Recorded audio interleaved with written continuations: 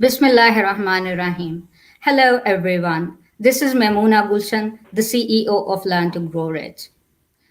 It is my immense pleasure and honor to welcome you all today for this epic event, the Abundance Mindset Global Summit 2021. Thank you for joining us tonight. I am sure you are going to enjoy this 2 day summit. When COVID 19 hit, the world was in despair and things were looking quite gloomy. Many subject matter experts rose to the occasion to provide the trainings and courses to teach the technical knowledge about alternative money streams. I think it was a great initiative on their part. But in my opinion, it is utterly important to have a right mindset in order to succeed in life. I and my mentor, Dr. Faz, were discussing things one day, and we felt It is our responsibility to create awareness and educate people about the abundance mindset.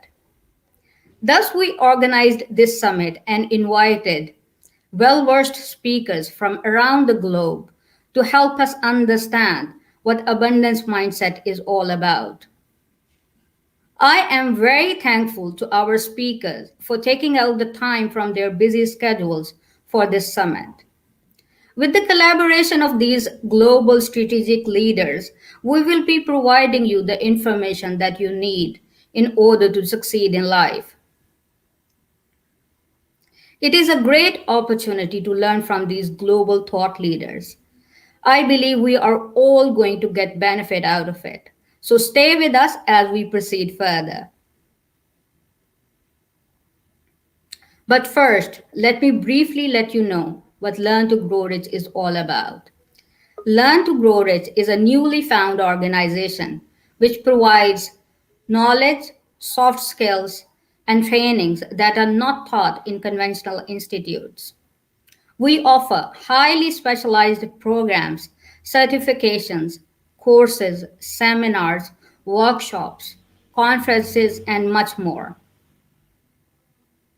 But before we move forward, let me take you to a little journey which started when I was born. I am a firstborn to my parents, and they were thrilled when I came into their lives. I am told I was a happy, active, and very energetic child. As I turned 2, I had a typhoid, and my parents took me to the hospital and later found out I had contracted poliovirus despite having been vaccinated. My parents were shocked and speechless. Polio affects on the nervous system and if it affected my spine and one leg. Later, the doctors told us my condition was specifically called kyphoscoliosis, which means my spine is bent and I have a hunched back, along with weaker leg, which is also shorter.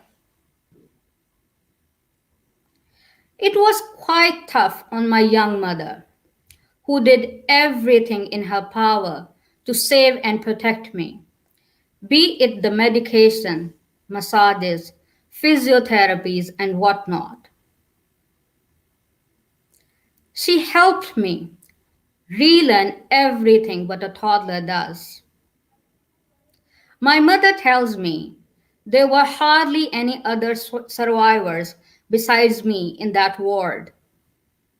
She says it was truly miraculous.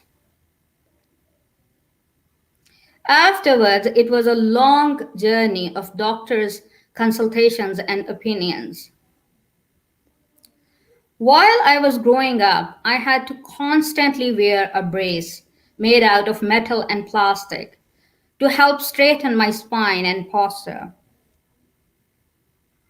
I could only remove it when I had to go to sleep. In the hot and humid summer of Pakistan, when the temperature would rise up to 48 Celsius, it was very challenging to wear these braces for long period of time. In school, my teachers went over and beyond to support me in recesses and between classes to help disinfect my skin so I would not develop rashes and wounds. And at home, my mother did the same. She understood my pain, but she knew it was for my own good. She would give me encouragement whenever I felt low. I had to get a new brace every time I grew taller. So it was again hospital visitations. But I made friends everywhere I would go. Then in my early teens, I was hospitalized for a couple of spine surgeries. to ultimately fix a metal rod to support my spine with the attempt to reduce the hunch and straighten the spine. It was especially hard on my mother, as now I was not her only child. I had younger siblings who missed their mom while she stayed with me. She was absolutely torn. Here, her daughter was fighting for life, and her other children were deprived of their mother.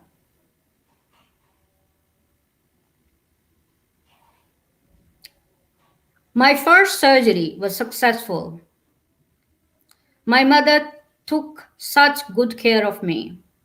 But then one procedure went wrong and complications developed. It was downhill from this point. My mother saw me numerous times die.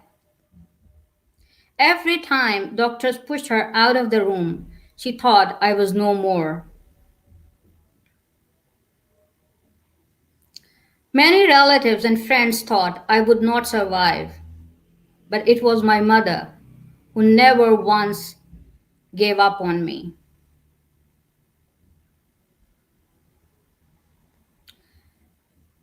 When pain would become unbearable, she would always encourage me that this shall ultimately pass. She would give me hope.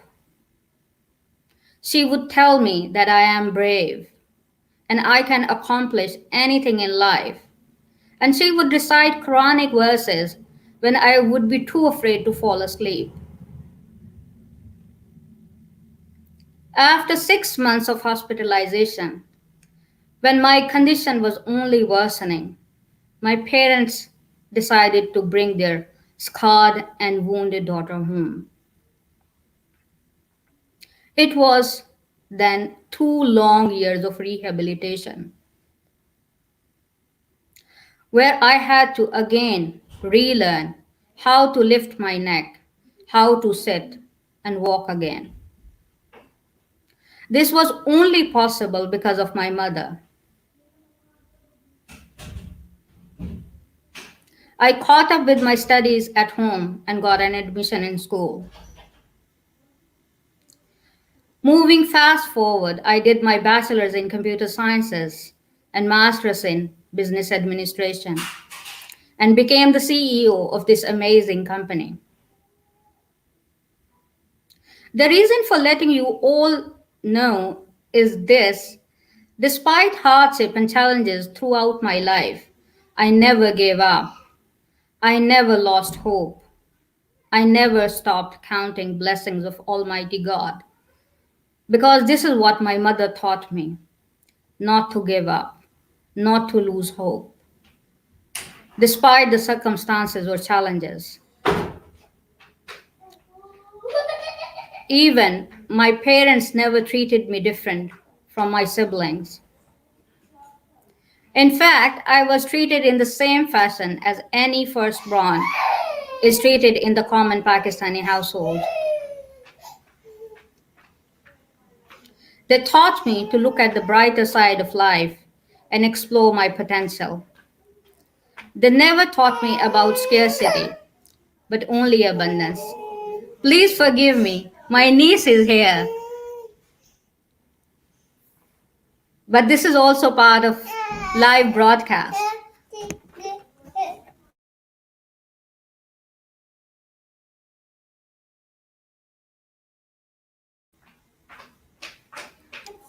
All right, she is happy and probably gone. So let me continue. So I was telling you that my parents taught me to look at the brighter side of life and explore my potential. They never taught me about scarcity, but only abundance. I am very proud of myself, and so is my family. And you are also my family. Today, I am speaking on a global forum as a CEO. If I can have these blessings from God, you can too. If I can do it, you can too. Just let your false beliefs out of your mind and change your mindset to see the abundance around you. God has given you tremendous potential and abilities. Just make a little effort and you will see how amazing you are. Life is full of possibilities. Just tune your frequency to abundance and you will see the difference. This is my message to everyone watching tonight. In the end, I would like to mention that I and my team are open to your feedback and suggestions so we can make our future programs even better. So feel free to reach out to me. Thank you. Audio Jungle.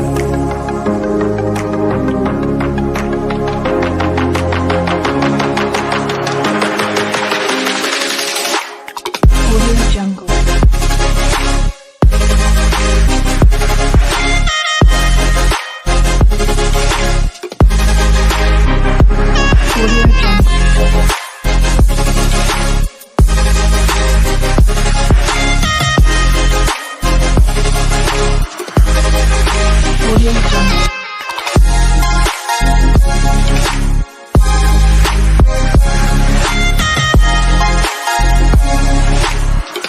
Audio Jungle.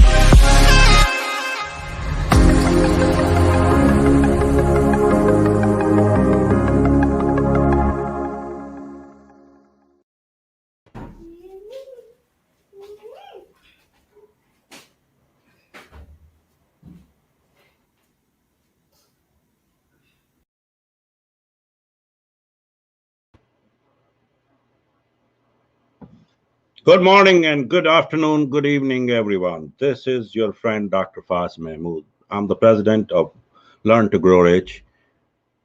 As you heard our CEO, what an inspiring story. Tonight or today, wherever you are, it depends on your time schedule. We all are going to have a great treat here. We got global thought leaders with us, and they are going to talk about their experiences, and they are going to teach us how to change from scarcity to the abundance mindset. So please help me welcome the host of tonight and my friend and my co-founder of Learn to Grow Rich, Mr. Rizwan Rashid. Please help me welcome Mr. Rizwan Rashid. Good morning, good afternoon, and welcome to wherever you are joining us, because I am very excited and looking for the abundance mindset as Mamuna started. And I know you already get mesmerized into the world of knowing more. And I'm not going to take much of your time because I'm going to take you. Fasten your seatbelt, get ready, because we're going to fly all across the globe to meet those inspiring and the people who's going to deliver the deliverables to you. So let me bring to you or take you to first stop at Bangladesh, Dhaka, where we're going to meet Nazrul Islam, a transformational speaker from Bangladesh, a creative thinker, and a believer of innovation. He is the brain behind the Wake Up Bangladesh, an amazing organization doing a lot of work. On top of that, his day job is a deputy manager for the Central Bank of Bangladesh. Please help me welcome my brother Nazrul Islam. Thank you. Thank you so much. I'm so excited, so happy to join this Global Summit 2021.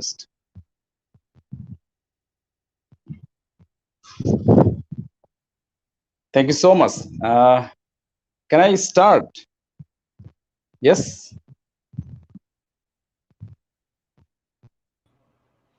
Yes, it's your turn, Mr. Nazrul Islam. Go ahead. Yeah. Thank you so much. Thank you so much. It is my great pleasure to join this Global Summit, and I'm so excited to speak at this forum. as C, that is the Global Forum and the Abundance Mindsets, a lot of speakers will speak at this event, and I expressed that I'm so excited. That is the mindsets, the abundance mindsets. And like I'm super excited to speak. How I build this kind of mindsets. That is a story. That is a favorite quotation. The mind is everything. What you think, you become.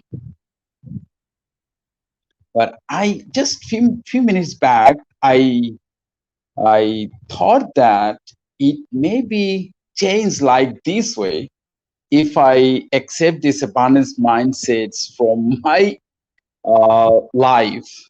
I have transformed this quotation to this way, that the mind is everything. What you think, you become more. You become more. Because at the very beginning stage, you even cannot think what you can be. But at the final stage, where you can be, even you don't know about that. And that things happen in my case. That is a story. I listened to Maimuna Gulshan's story of Maimuna Gulshan. That was really fantastic. And even everyone's life is full of story. I want to share one story. And today, in the very morning, my wife just said me, hey, I want to buy a book, Bangla version of Think and Grow Rich books.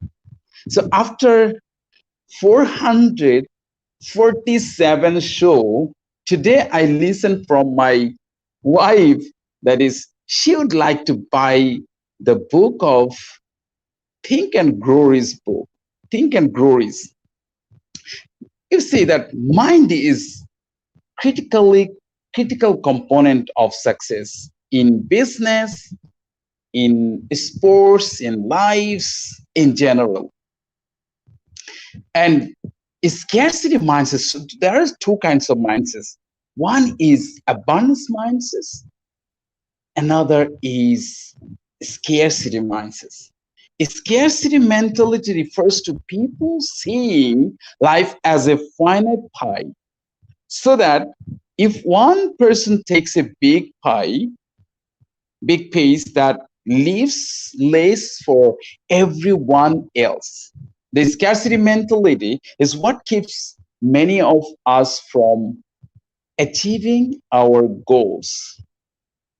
On the other hand, an abundance mindset refers to the paradigm that there is a plenty out there for everybody.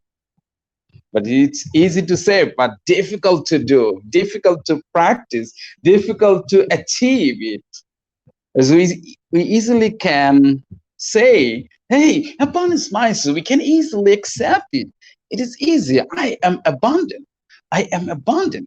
But a lot of things, whenever we want to implement it, that takes a lot of passion, a lot of pain, a lot of struggle. Yes, let's deep down. In my case, what happened, I was born in rural village, and I lost my mother when I was 5 years old. And when I was in class 9, I lost my father. No brother. I am only one brother, and I have 5 sisters. And my stepmother one day told me, no need to study. What will you do by studying? So she quarreled. When I was in my room, she quarreled that, hey, why you are studying there? Go to the field, because we have many lands. No need to study. Go to the land and was. But at that time, I feel that I have lost my mother, and I was very shy person. I I couldn't share with my friends, with my other relatives. But one thing I realized that I need to study, I need to struggle. But when I was class 8, I failed the exam. I failed the exam in several topics, in several subjects. That is more than 4 subjects. And then I took a challenge. It is the right time to study. In one hand, my stepmother was quarreling outside, and I was reading inside. And I was determined to study, and even I closed the door without watching, without listening anything from my mother. And I did a good results in my exam, SSC exam. Then my mother really happy, and he pleased, and he sent me to wherever I want to go. Then I finished my college, I finished my university. Then one thing came in my mind during my university life. I thought that, yes, I don't know English. I'm from rural village. I didn't get some good education from there. And I thought that I have to learn English very nicely. I searching where I can get there. And I struggled every moment. Whenever I got the opportunity, I learned. And then I got the job in central banks. I joined there. But still, I couldn't get that momentum. But during the pandemic, what happened? During the pandemic, one day, we were connected with Dr. Fazal Mahmood sir, and I approached sir, can you be my guest at my show? One day we are going to arrange a show. Can you be a guest? And I asked one question to Fazal Mahmood sir, what is your favorite book? And he said that after the Holy Quran, the Think and Grow is my favorite book, one of the favorite books. And then I bought that book, but I didn't read that book. I didn't understand. Then and there, what I did, I took that book from the shelf and read it from first to last, and I repeated and I carry always that book. And I started my journey in a speaking career on 2020, 1st January. I took the challenge because that was in my mind that I want to be a good speaker. And that desire really pushed me to take the challenge, 365-day challenge. But the problem is my family didn't support. My family thought that, hey, what are you doing every day? Why you're speaking continuously? What is the benefits you are getting? I couldn't share because it's a very personal. You cannot share what is happening inside you to anyone else. But they realized that, and over the time, and after 447 show, she expressed that she would like to buy. It was a really fantastic message for me. It's a really fantastic message for me. That is how she transformed herself by touching, by having with me.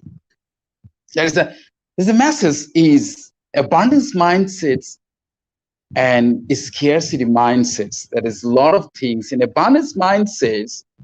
The people love, have faith, integrity, compassion, growth, collaboration, creativity. There's a plenty out there. So most of the time, that is one thing is that I have no opportunity outside there. But the abundance mindset is saying that is you have the plenty opportunity. On the other hand, the scarcity mindsets, the fear, doubt, selfishness, as the resentment, the resisting change, the isolation, competition, there's a lack. There's everywhere is lack. I have the problem. I have no money. I can't join. I can go there. Always negative. So how to transform from scarcity mindsets to the abundance mindsets? That is a question. That is, we easily can say that is we can transform. The paradigm is needed because the abundance mindset. If we can create the abundance mindset, then everything is possible. So the thing is that we need to transform from scarcity mindsets to abundance mindsets. As the first one is asking important, and decision is important. Decision is the most important thing is decision, because we are doing a lot of things. We are passing our days 24 hours, but are we ready to decide to have our powerful morning rituals? The powerful morning rituals can transform really. And that happened the 7 years back from now on. I took a one decision and I got some powerful messages from APJ Abdul Kalam Azad, former president of India. There's a 5 quotation. I searched there and I got that and I practiced that.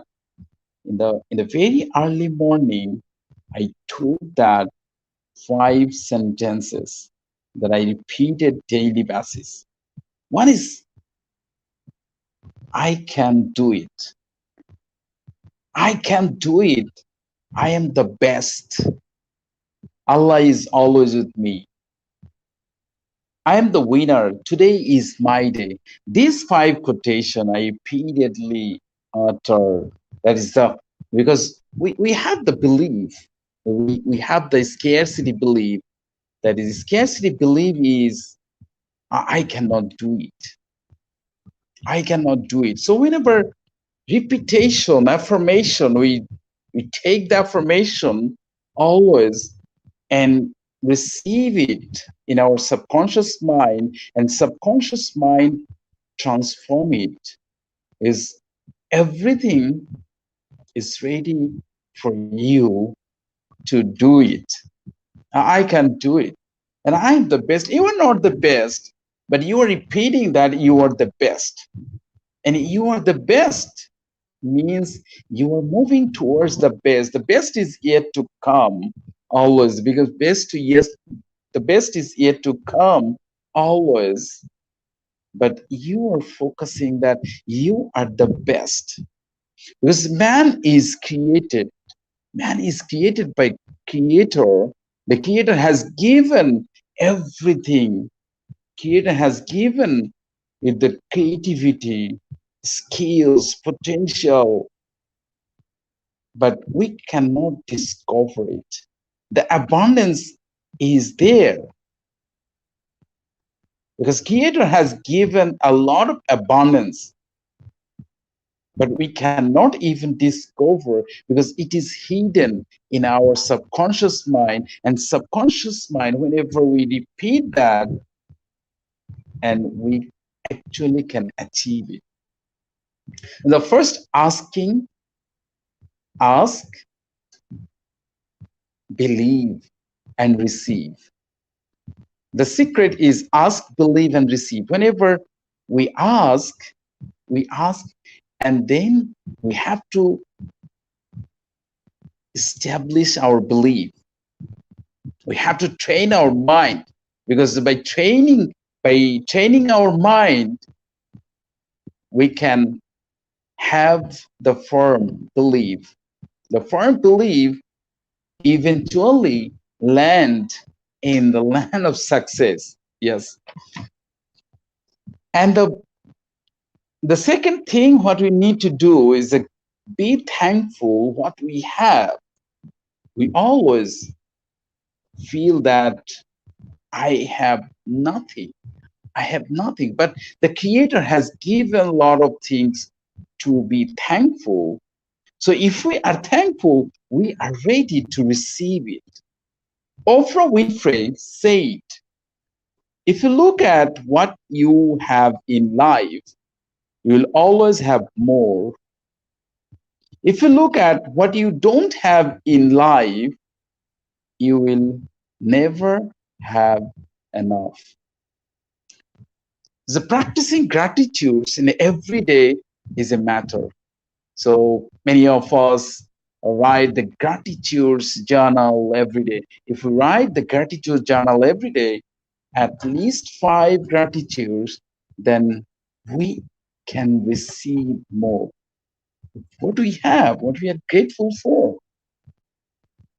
And the third one is the surround yourselves with people that have abundance mindsets. The abundance mindsets, for example, you see, after 1 year and 3 months, my wife said she would like to buy a book, Think and Grow Rich books, and she would like to read, because we are connected. She is watching very closely, and she is listening my word, but she is not good at English. But I said her, hey, if you listen continuously, then you can do it. You can understand feeling what is going on, and you can receive it. And eventually she has got. Jim Rohn said that you are the average of the 5 people you pass the time with. Whom I'm mixing, whom I'm talking, because I can't lot of relationship due to this, because I couldn't communicate with the people, those who are scarcity mindsets. Because whenever we meet with the scarcity mindsets, we cannot develop our abundance mindsets. Yes, the belief that sky is the limit.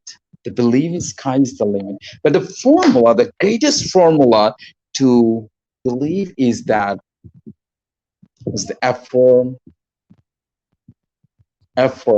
affirmation is the first one. The affirmation, we need to adopt the firm belief, and we need to affirm regularly, and morning is the best time to use that. If we take the best time in the morning, and if we affirm, and we can transform from a scarcity mindset to abundance mindsets. Yes, this is challenging, but we can do it. We can achieve it. I have a group, Wake Up Bangladesh. That is, I have taken that abundance mindset. That is, I share continuously. I learn, share continuously. So scarcity mindset is what they do. They don't fear. They don't share a lot, because they fear, if I share, then my knowledge will be limited. But you see that whenever we share, the knowledge expands exponentially. Knowledge expand exponentially, whatever you share. Nobody can capture one's knowledge because you have that abundance. If the knowledge is copied, then that knowledge is not yours. If the knowledge is copied, is not always is hijacked, that knowledge is not unique, is not different. Do you have? If we give more, then we receive more. If you give more, that's why I feel that is continuously, and anybody can join their wake up group in the Facebook, because Facebook is a is a very tough place for many people. You see, around the globe, the Facebook surfing, they're stopping the negativity in the Facebook and practicing positivity in the Facebook. That can help us to transform our scarcity mindsets to abundance mindsets. Yes, finally, the creativity, the innovation is the innovation. If we can be a innovative, we have to accept abundance mindsets, because scarcity mindsets people cannot innovate, never innovate. Yes, we can do it by rising early and by shining ourselves. Yes, anybody can join there. Anybody can participate. Anybody can share. It's a group of mixers. Awesome. Yes, Awesome. thank you. Fantastic. Nazrul Islam from Bangladesh talking about the scarcity of fear, doubt, and resentment, and the abundance is using the roadblock. I love when you talk about the abundance come from ask, believe, and receive. Thank you so much. Now, ladies and gentlemen, thank you very much for watching. Thank you so much. Thank you. Thank you. Thank you for inviting, and thank you, the audience, those who are watching, and thank you, my mentor, Dr. Faz Mahmood. I'm so happy, so glad to have the very abundance mindset. I am with the abundance mindset. People. Wonderful, wonderful. Wish you all the best. Now, ladies and gentlemen, fasten your seatbelt because I'm going to take you from Bangladesh to a short flight to India. Now we're having a momentum talking about the abundance, and then in order to bring the level things to next level, I am bringing a person with a rainbow, with colors from Les Brown Max Achievement Team, a person from the executive coach from Action Goal International, part of John Maxwell team as a trainer speaker with 4 decades of financial industry experience. He is going to disrupt your mindset to find the new within you. Honored to call him my friend, Harish Mehta from India. Welcome. Welcome, Harish Mehta. Your stage and mic and camera is all yours.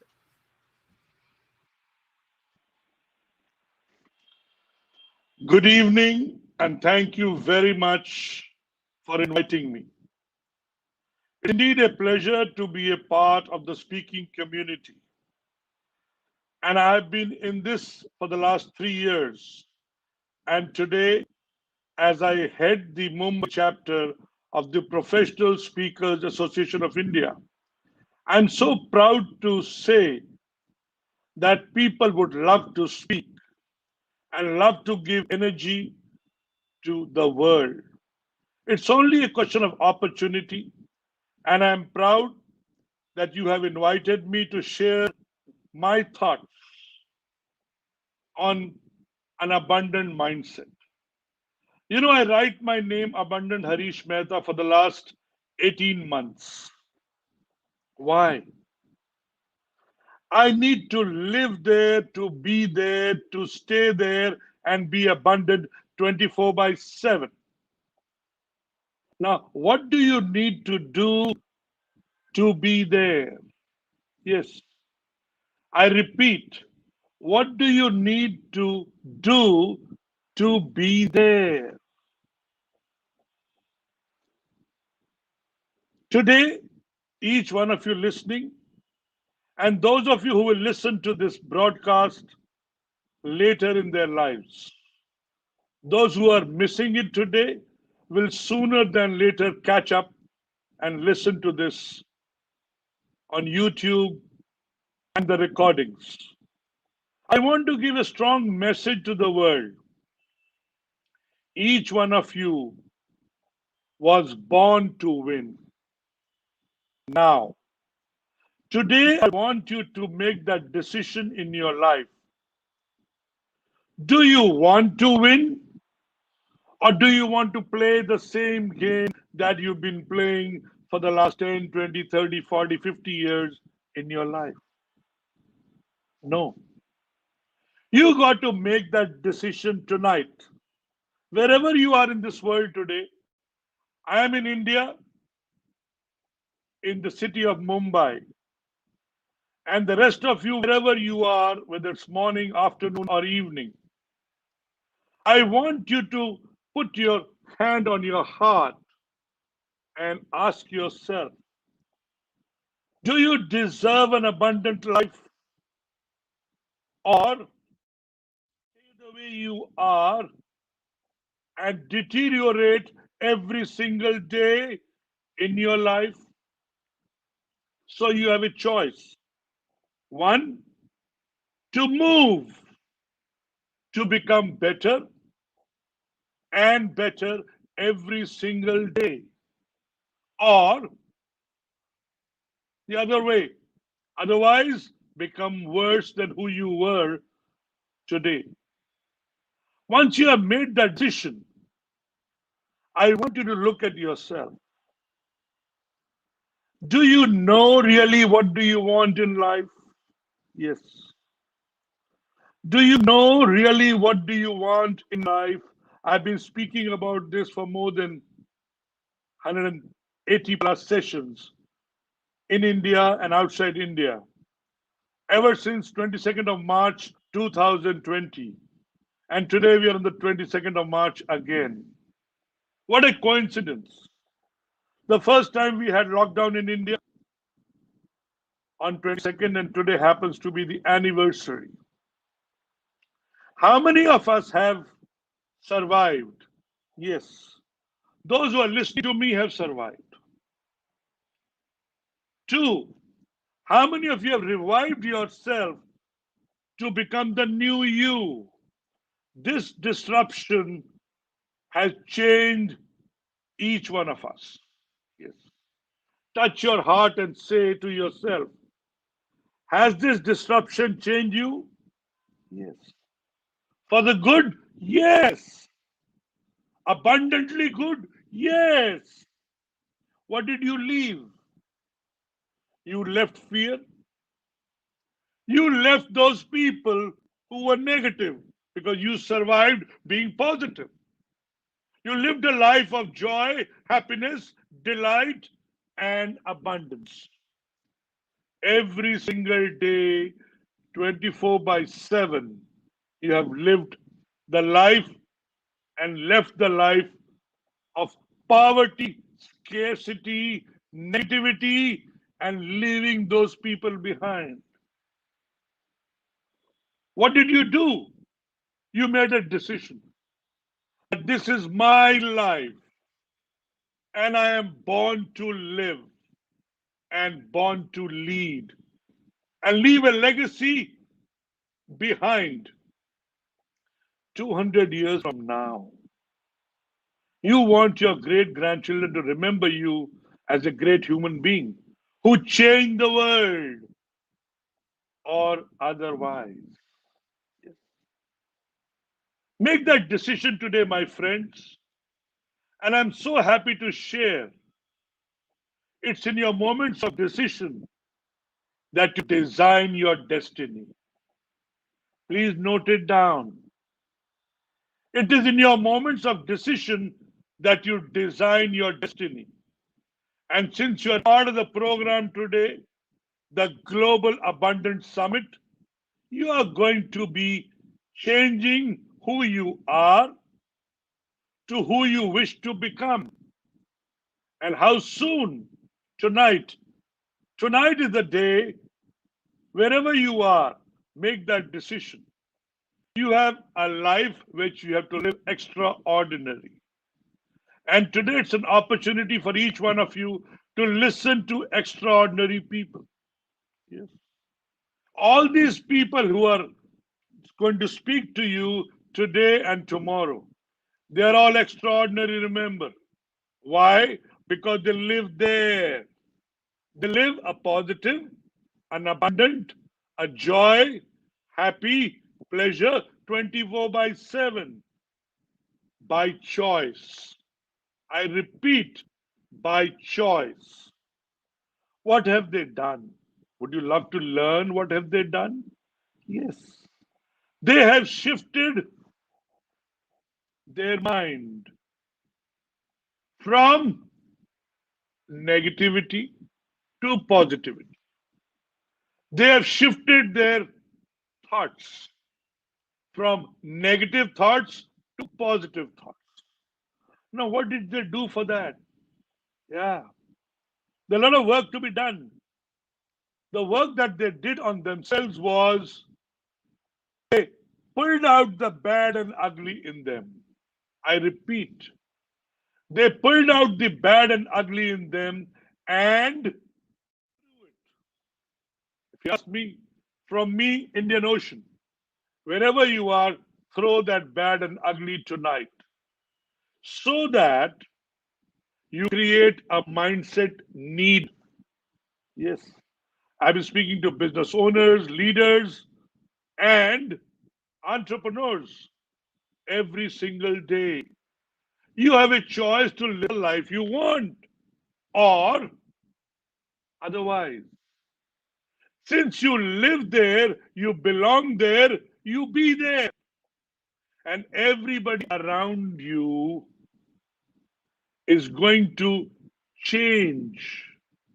See the change in you, and they will bring that change in them. I promise you it works. I'm on the journey for the last 9 years. And when Les Brown, the guru, I met him at Fort Lauderdale for a 5-day program. He said, Harish, you have a powerful voice. I want you to share the story with all those people and give them that energy, that power to vibrate. And vibration is all positivity. Stay there, be there, and capture that. Every single moment of their life is theirs. They need to live that life because they deserve that life. And when I read Born to Win, I said, great people have written some great books in life. It's only that we don't become great because we focus on all the other things in life than becoming good, better, and best. What does it need? It needs focus. It needs a decision. I come back to the decision. And when my friend introduced me, I've coined the word disrupt. DISRUPPT. Yes. Each of us has to believe in himself that he has something special in him. He is born to win. And he has to create that winner's mind 24/7 to live an abundant life. How easy for me to speak this in 3 seconds. And how difficult for people to absorb it in their life. What does it take? It takes only that moment of decision. Harish, from tomorrow you have to be abundant. Period. Make that decision and let go the bad and the ugly tonight. When you leave that bad and ugly, that contaminated mind, that fearful mind, that self doubt mind, and that negative mind and the negative surroundings around you. What are you creating? You are creating space. And when you create space, you're going to create a new life for yourself and for all those wonderful people around you. Now, there has to be a strong why. Why do I want what I want? Yes. And when you know what you want, you get what you want. So, do you know what you want? Or you want to continue to live that life of unhappiness, negativity, fear, scarcity?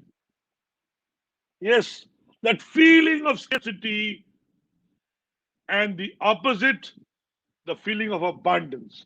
Keep giving more and more you will attract. Yes. You will not believe the changes that have come in my life. That's a long story. And every moment of my life, I do this.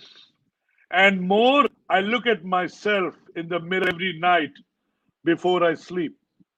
Was I abundant today, or did I fail to be abundant for few seconds, few minutes, or few hours during the day? The 6 a.m. to 11 p.m., how did I live today? Was I abundant? Was I ordinary? Or worse than ordinary? When you challenge yourself and all your actions, I want you to note this down, all your actions are going to get results positively. And are all your actions conscious, deliberate, efficient, focused, intentional, specific, significant? Because you will only get the results you want when you do all those actions during the day, every minute, every hour, every day, every week, every month, and every year. You will see how you move yourself and create an environment where people are happy to come around you, to be with you, to participate with you, to listen, learn, and grow with you. Yes. This is a feeling, abundance is a feeling of giving with gratitude. With, I have so much, I need to share and care for the people around me. And remember, the more you share, the more you care, the more you give, the more you have. It's like the Niagara Falls. I haven't seen it stop. Even during my visit, I was so happy a couple of years back. And every year I went to Toronto, I used to visit with my dear cousin sister, the Niagara Falls. Look at the way it is abundantly flowing for years and years and years. Now, bringing it back here, what stops you from being abundant?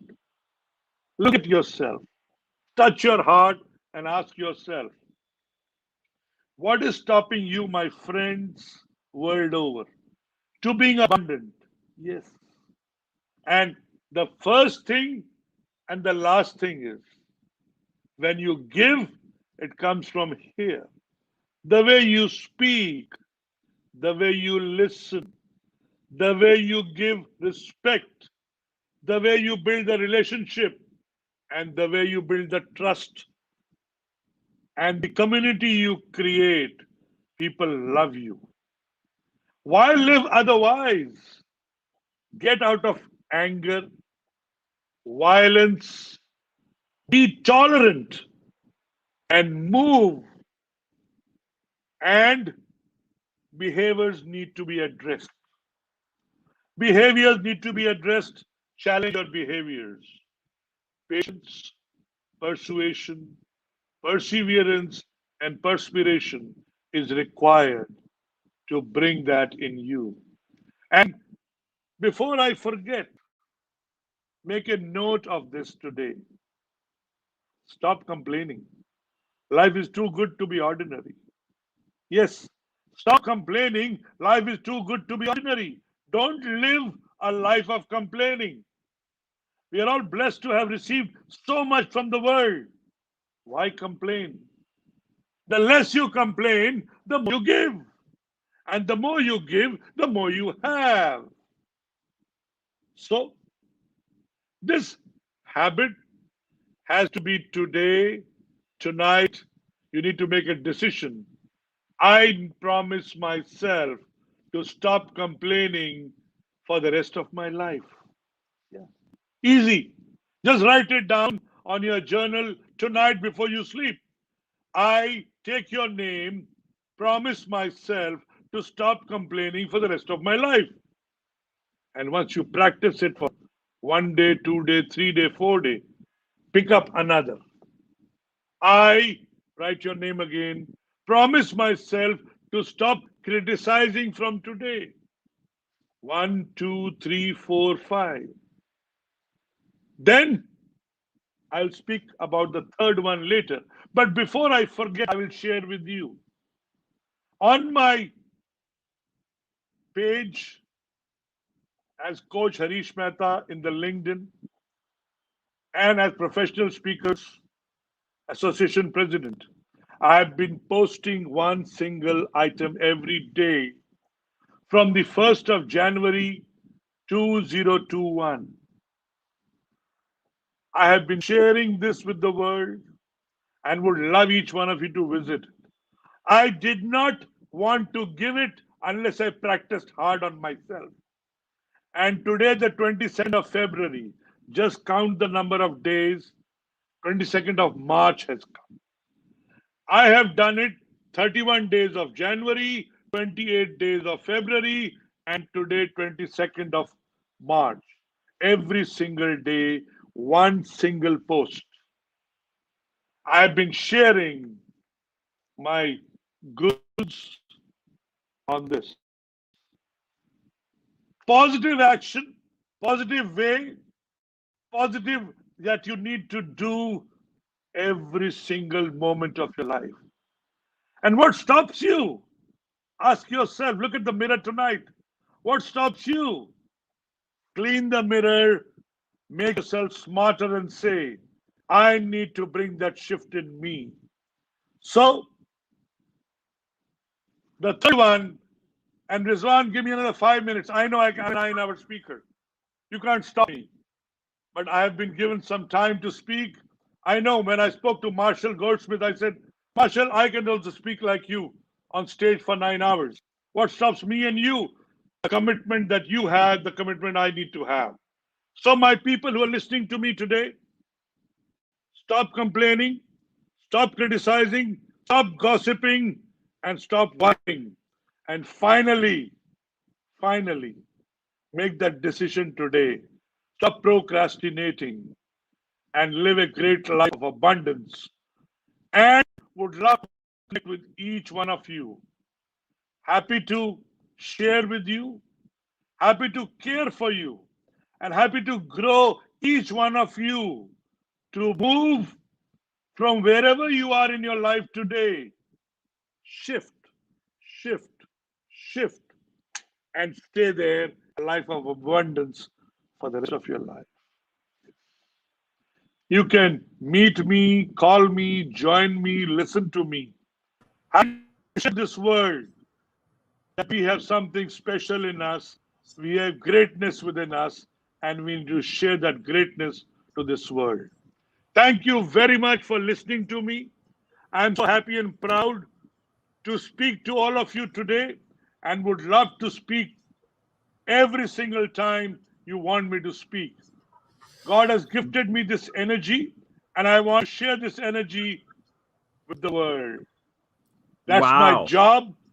That's my job. That's my job.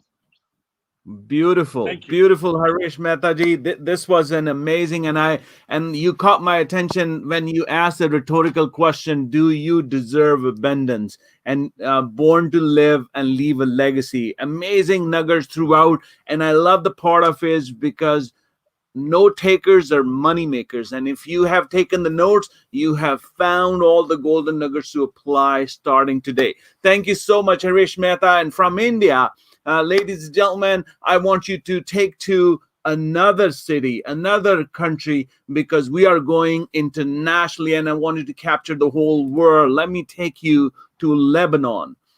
Yes, as you mesmerize the first phenomenal speaker, let me take you to Beirut, Lebanon, to meet Sadika Kabi, a TEDx speaker, an executive director for John Maxwell. Her experience as a storyteller in corporate world sets her apart.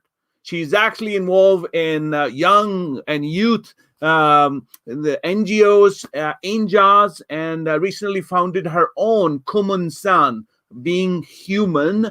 Let me call on the stage the top 10, one of the top 10 speakers in the Arab world to mesmerize you about abundance. Sadika, the stage is all yours, mic and camera. Thank you, Rizwan. Thank you so much. I'm so honored to be here, and I'm so happy to be with you. And I would like to thank Mr. Harish for sharing and speaking about mind shifting and shifting, because this is where I'm going to be leading you as well. How do we reach abundance? I've learned this a very long time ago. Someone, a special leader here in Lebanon, taught me something very important that I cherish until now, and it has become my philosophy in life. This man once shared with me and said, when you hold God in your heart, the human he created reveals itself in serving others. And then, and only then, even your enemy becomes human. Because this human being that God has created reaches his full potential when they serve others. You want to reach a mindset of abundance, you have to shift your mind from a life of success to a life of significance. And to reach significance, it's always by adding value to others. And in order to add values to others, you have to add value to yourself first.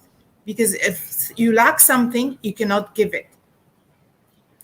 And I learned something else from also another man who was at a time my CEO and the owner of a waste management company here in Lebanon. He used to say,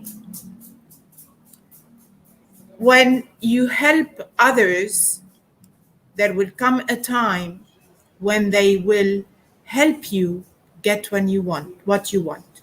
When you help others get what they want, they will help you to get what you want. I was a trainer and a consultant in that company for 5 years in a row. One of those days, the owner and the CEO walks into my office and he says, Sadika, listen carefully.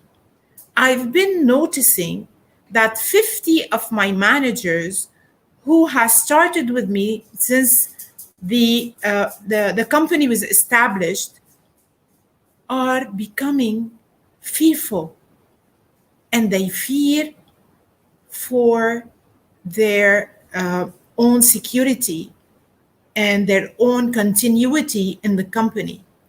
What I've noticed is happening is that those 50 managers who are all in the 50 plus years are being afraid for their positions by the invasion of millennials into the company. And those millennials have these technological skills.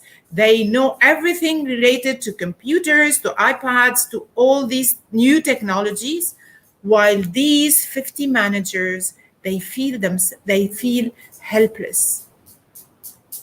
I need your help. These people have been faithful. These people have been loyal to me for years and years and years.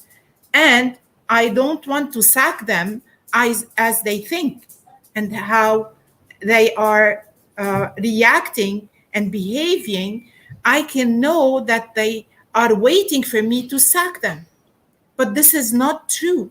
What I want you to do is to develop an English program for them for a whole year. I want their English skills to be to the perfection. And once they finish this year with you, learning everything related to the English language and the English skills, I have contacted the American University in Beirut to customize a program and to empower them with all the skills they need so that they feel secure. And this is exactly what happened. This man invested in his people. This man invested in those 50 managers whom he could have very simply told them, please go home. I can have the new generation take over and I can pay them less. And he could have found many scenarios to lay them off. But instead, he believed in their potential. He was living a life of significance. He believed in the human being. He developed people. He equipped people. And this is exactly what he did. And let me tell you something. His plan worked very well. Those 50 plus managers felt safe, secure, cared for, loved. And this is what people expect from their leaders. The first 3 questions they ask themselves whenever they have a leader, they ask, do you care for me? Can you help me? And do you believe in me? And this is what he did. This man shifted from a life of success, which was pure about money, because success in people's head, most of the people, it's about having a house, about having the best car ever, about having zillions of dollars put on the side. So one of those days they can tour the world and they can have peace of mind. This is what they say, peace of mind. But is this the way you reach your peace of mind?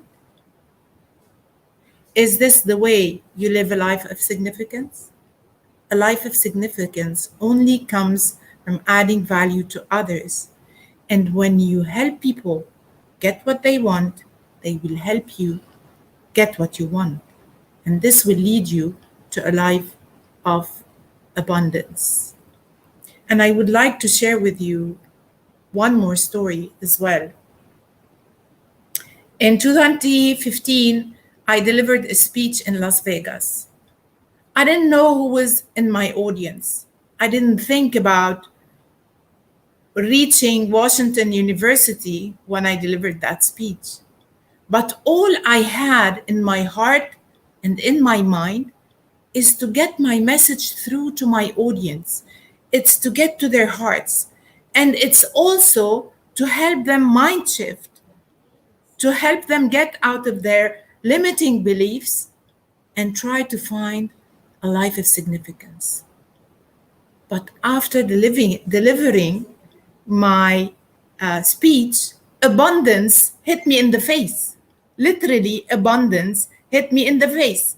In the audience was a very famous American speaker. His name is Tim Gard. He belonged to the Hall of Fame of speakers in the States. Once I delivered my speech, he approached me and he said, congratulations on that beautiful speech. And he gave me his feedback. And we started chit-chatting. And then he said, Sadiqa, where are you heading after Las Vegas? And I told him, I'm heading to Washington because I'm visiting my uncle who I haven't seen for almost 5-6 years now. On the spot, he removes his phone from his pocket and he calls Washington University and he tells them, I found your keynote speaker for the graduation event you're holding in 10 days. I went for that speech and I delivered that speech with this abundance mindset of changing people's life and adding value to people's life. And by the way, I did this for free. Just to mention that if you want abundance to hit you in the face, you have to give in order to get. Whatever you give and you put outside, it will come back to you. And this is what happened on that day. And I reached Washington University stage. I delivered the speech and I got what karma was preparing for me, abundance. And I would like to leave you here. For a leader to reach that level, he needs to go through the 5 levels of leadership that John Maxwell speaks about. It's the first level is the level of position, where you are only focusing on material stuff and your authority comes from your title only. People follow because they fear you. So this is the first level, and it's necessary because it will open doors for you. But depending on your personal growth and your mindset, if you have a mindset of abundance, you will not be satisfied at this level. Then you would move to the level of permission. And this is where people follow you because of your achievements, because of what you have done and accomplished, and they have seen something that they can follow you for. So you become an inspiration, okay? The third one is the productivity level or the production level, where people follow you because you have this high productivity level, and this also affects them as well around you. And the fourth one is where you develop people. It's where you invest in people. It's where you equip people. And then after the development level, you reach the level that is called the pinnacle. And the pinnacle level here, I would like to ask you, are you willing to pay the price as a leader when you reach that level? Are you willing to give up in order to go up?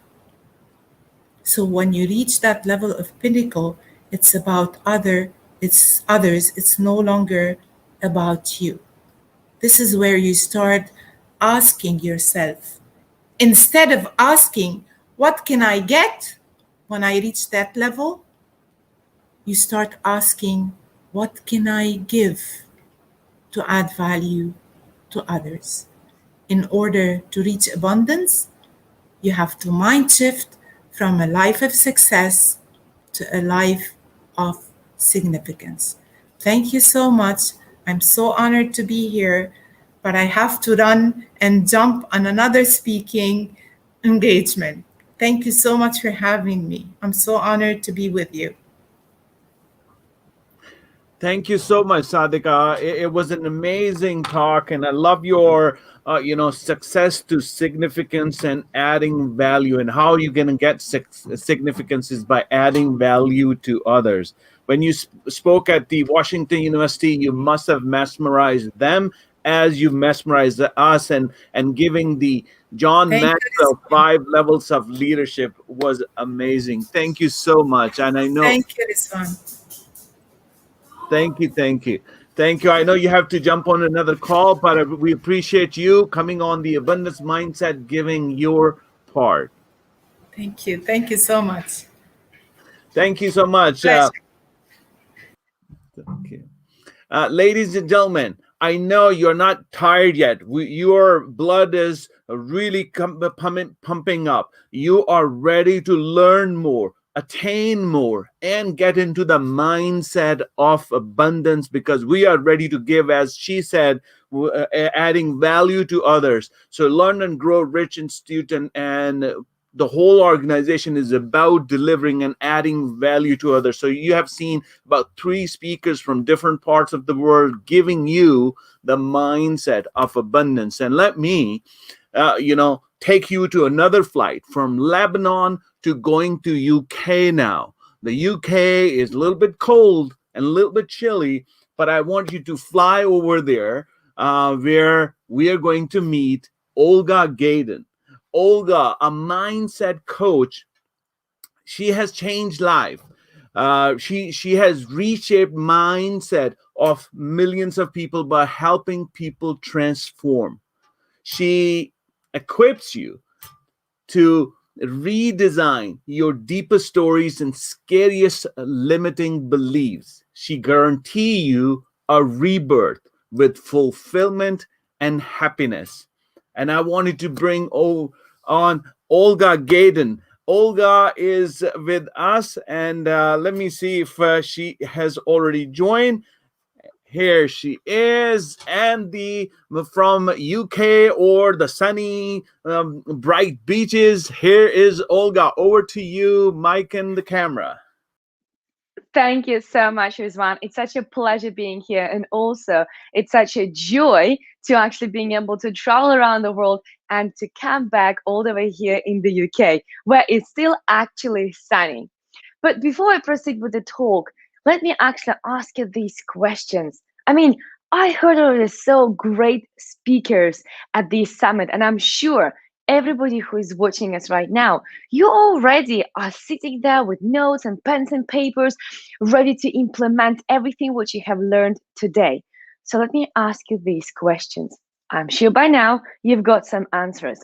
First question is, rich or wealthy people are? Who do you think they are? What do you think they are? Just complete the sentence. Rich or wealthy people are. And feel what happens, right? Do you feel they are angry, they're stingy? Or do you think, oh, they are generous and they're helping? Right? Just answer this question on a piece of paper for me.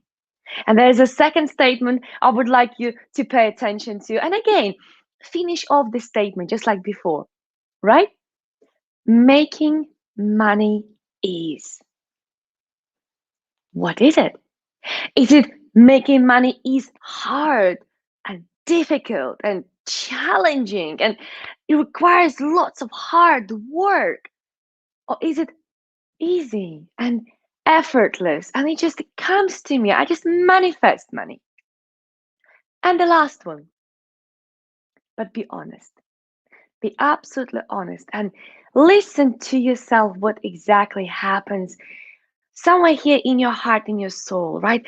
Listen to what the first thought comes in after I'll say this statement, okay? It might feel a bit uncomfortable, but trust me, I've done it so many times with my clients.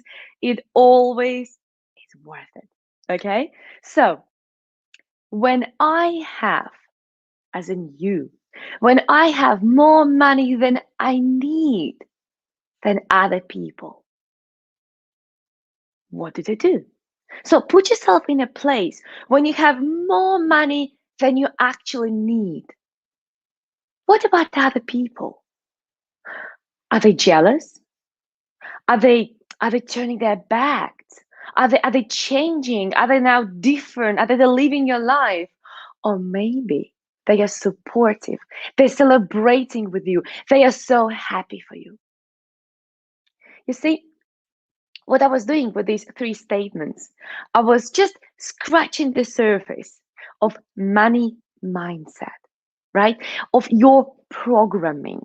And I will speak to you in the language of to be understood very, very easily, because of course we can now bring lots of jargon, but I'm sure you already probably had enough of jargon in everyday's life. So what is money mindset? Basically, it is the programming, just like your language. You learned as you were learning your language. My mother language is Russian, but I speak to you English. So I was able to reprogram myself. Probably you speak Arabic, or maybe you speak English, maybe you speak whatever, German, maybe Belgium. I don't know what you speak, but whatever language you speak, you were not born with that. You learned it. And exactly the same happens with our money mindset. The topic today is the abundance mindset. And this is a beautiful topic to talk about, especially during COVID-19 times, right? Because right now, more than ever before, people are showing their real faces and real personalities, right? But let's dive even deeper, okay? Why do we have this programming? Well, it happens automatically. There's nothing for you to be blaming yourself for because it's not your fault being programmed into poverty mindset or into wealth mindset. It's something which you learn automatically with your language. But the most beautiful thing is, which I have done myself, and every single client of mine did as well, you can reprogram your original program. If you were born, just like myself, with a poverty mindset, with a scarcity, right? With a fear. For example, if we go back to the first statement, wealthy or rich people are. If you have the same story what I had when I was growing up, that every rich person is a crook and they steal the money and they take money from those who need it and they keep it in their own pockets, then guess what will happen? You might have the best strategy in the world to make money. You will have the best product. You will have the best solution. You will have the best service. But guess what will happen? You will never break through simply because your subconscious will pull you back, right? So for you to really make more money, it's about changing your fundamental programming. In that case, it is from wealthy people are crooks, we're going to wealthy people are generous. They are nice. They are kind. They are loving, right? And that was my personal story. And if you would hear conversations I have with my clients, you would see that 98% of people, they have very similar story. If your story about making money is hard, then doesn't matter how successful your business is. You will go through one challenge after another because your subconscious will pull you back to how hard and challenging it is. So what we did with my client, when we realized that his fundamental programming about money mindset is having a battle, having difficult life, and going through difficult path, never choose an easy path. That was his story. With him, what we did, we transformed it into making money is easy. Money comes to me effortlessly. Money comes to me from everywhere. In fact, there's a beautiful affirmation I would like you to remember. I get wonderful work in a wonderful way. And I get wonderful pay for a wonderful work. You can change the words. But the thing is, when you say to yourself this beautiful, wonderful message, your subconscious remembers that. And that it will help you to find easier ways how to find money. And for example, if you strongly subconsciously believe that when you will have more money than you need, when you'll be finally abundant, then you will lose friends. Or maybe they will be jealous. Just like my other client. When I asked her this particular question, so when you will finally make this, and she wanted to make 23,000 pounds a month, then what will happen with other people? What will happen with your friends? And she said, oh, that will be jealous. Yeah, and some of them will turn their backs at me. Yeah, they will not like it. So of course, how can you really help yourself to get into more money if you have this fundamental programming pulling you back? So in her case, what we started doing, we started paying attention to when her friends are celebrating her little successes. We started paying attention to when her friends were happy for her when she was making more money. And the reason why I was mentioning paying attention, changing the story, saying things differently, because my favorite guru, and the man into whom I invested loads of money and it was all worth it, Tony Robbins, right? The guru, Tony Robbins. He says this: where focus goes, energy flows. The more you repeat a particular phrase in your mind, this is exactly where all the energy will go. And the most fascinating thing is, money is energy. Let me read it again. Money is energy. So what does it mean to you? That means, just like a couple of wonderful, wonderful speakers mentioned before, it's about giving and getting back. If you're holding on to your money, how it can get back to you? If you're holding tight to your money, it can never come back to you around the planet of Earth with a compound effect. Remember, you are the mirror of what you get. Be the mirror of what you want to get. That'll be my first rule for you from today. If you want to be that person who is abundant, who is wealthy, in that case, be abundant in your mindset. Mirror your abundance mindset to the world. And that means being helping, being generous, being grateful, being loving, taking care, not only of your family and your workers, which is really important, but of the environment. I know so many wealthy people who also recycle. Such a little thing, but they take care of the environment because abundance starts with your mindset.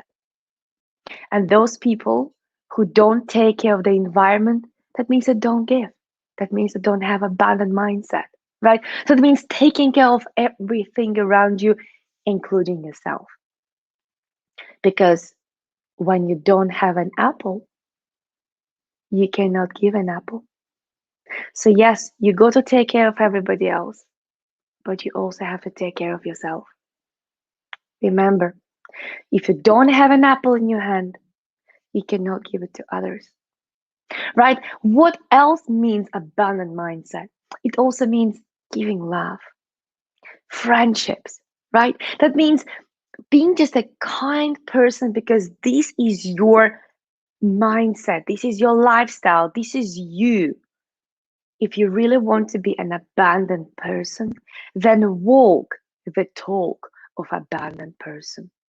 So that's the first rule of life, which is I apply in my life and also what my clients do. They are the mirror of what they want to get. I'll give a couple of examples. One client, she told me once, Olga, when I pay money, I feel like I don't want to pay. I feel like I really want to hold on to my money and I don't want to pay. Why is that? Why do I feel that way? And I asked her, let's leave the why on a shelf. Let me ask you this question.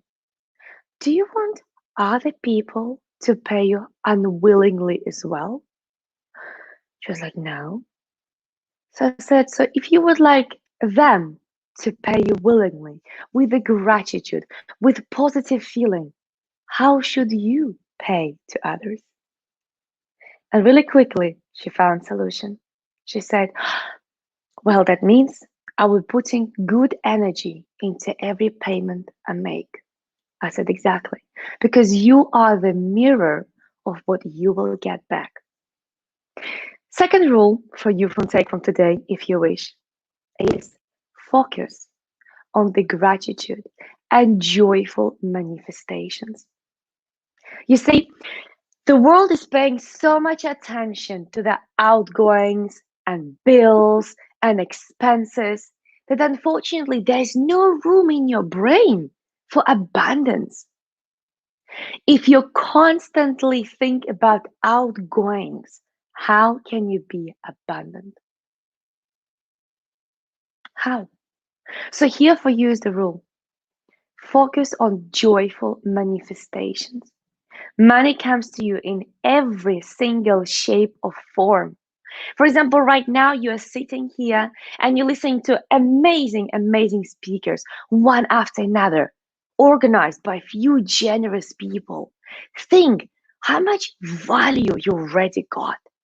Put it in the money value. For example, maybe you went with a friend and friend treated you to a free dinner or maybe a free coffee. That's abundance coming to you. Or maybe you had a coupon. Or maybe just like today, literally before I came on here, I had a knock on my door and there was a neighbor across the door because I literally just moved into my new house, right? And she brought me flowers. And she's like, "Hi, my name is Helen. Just brought you flowers to say hello."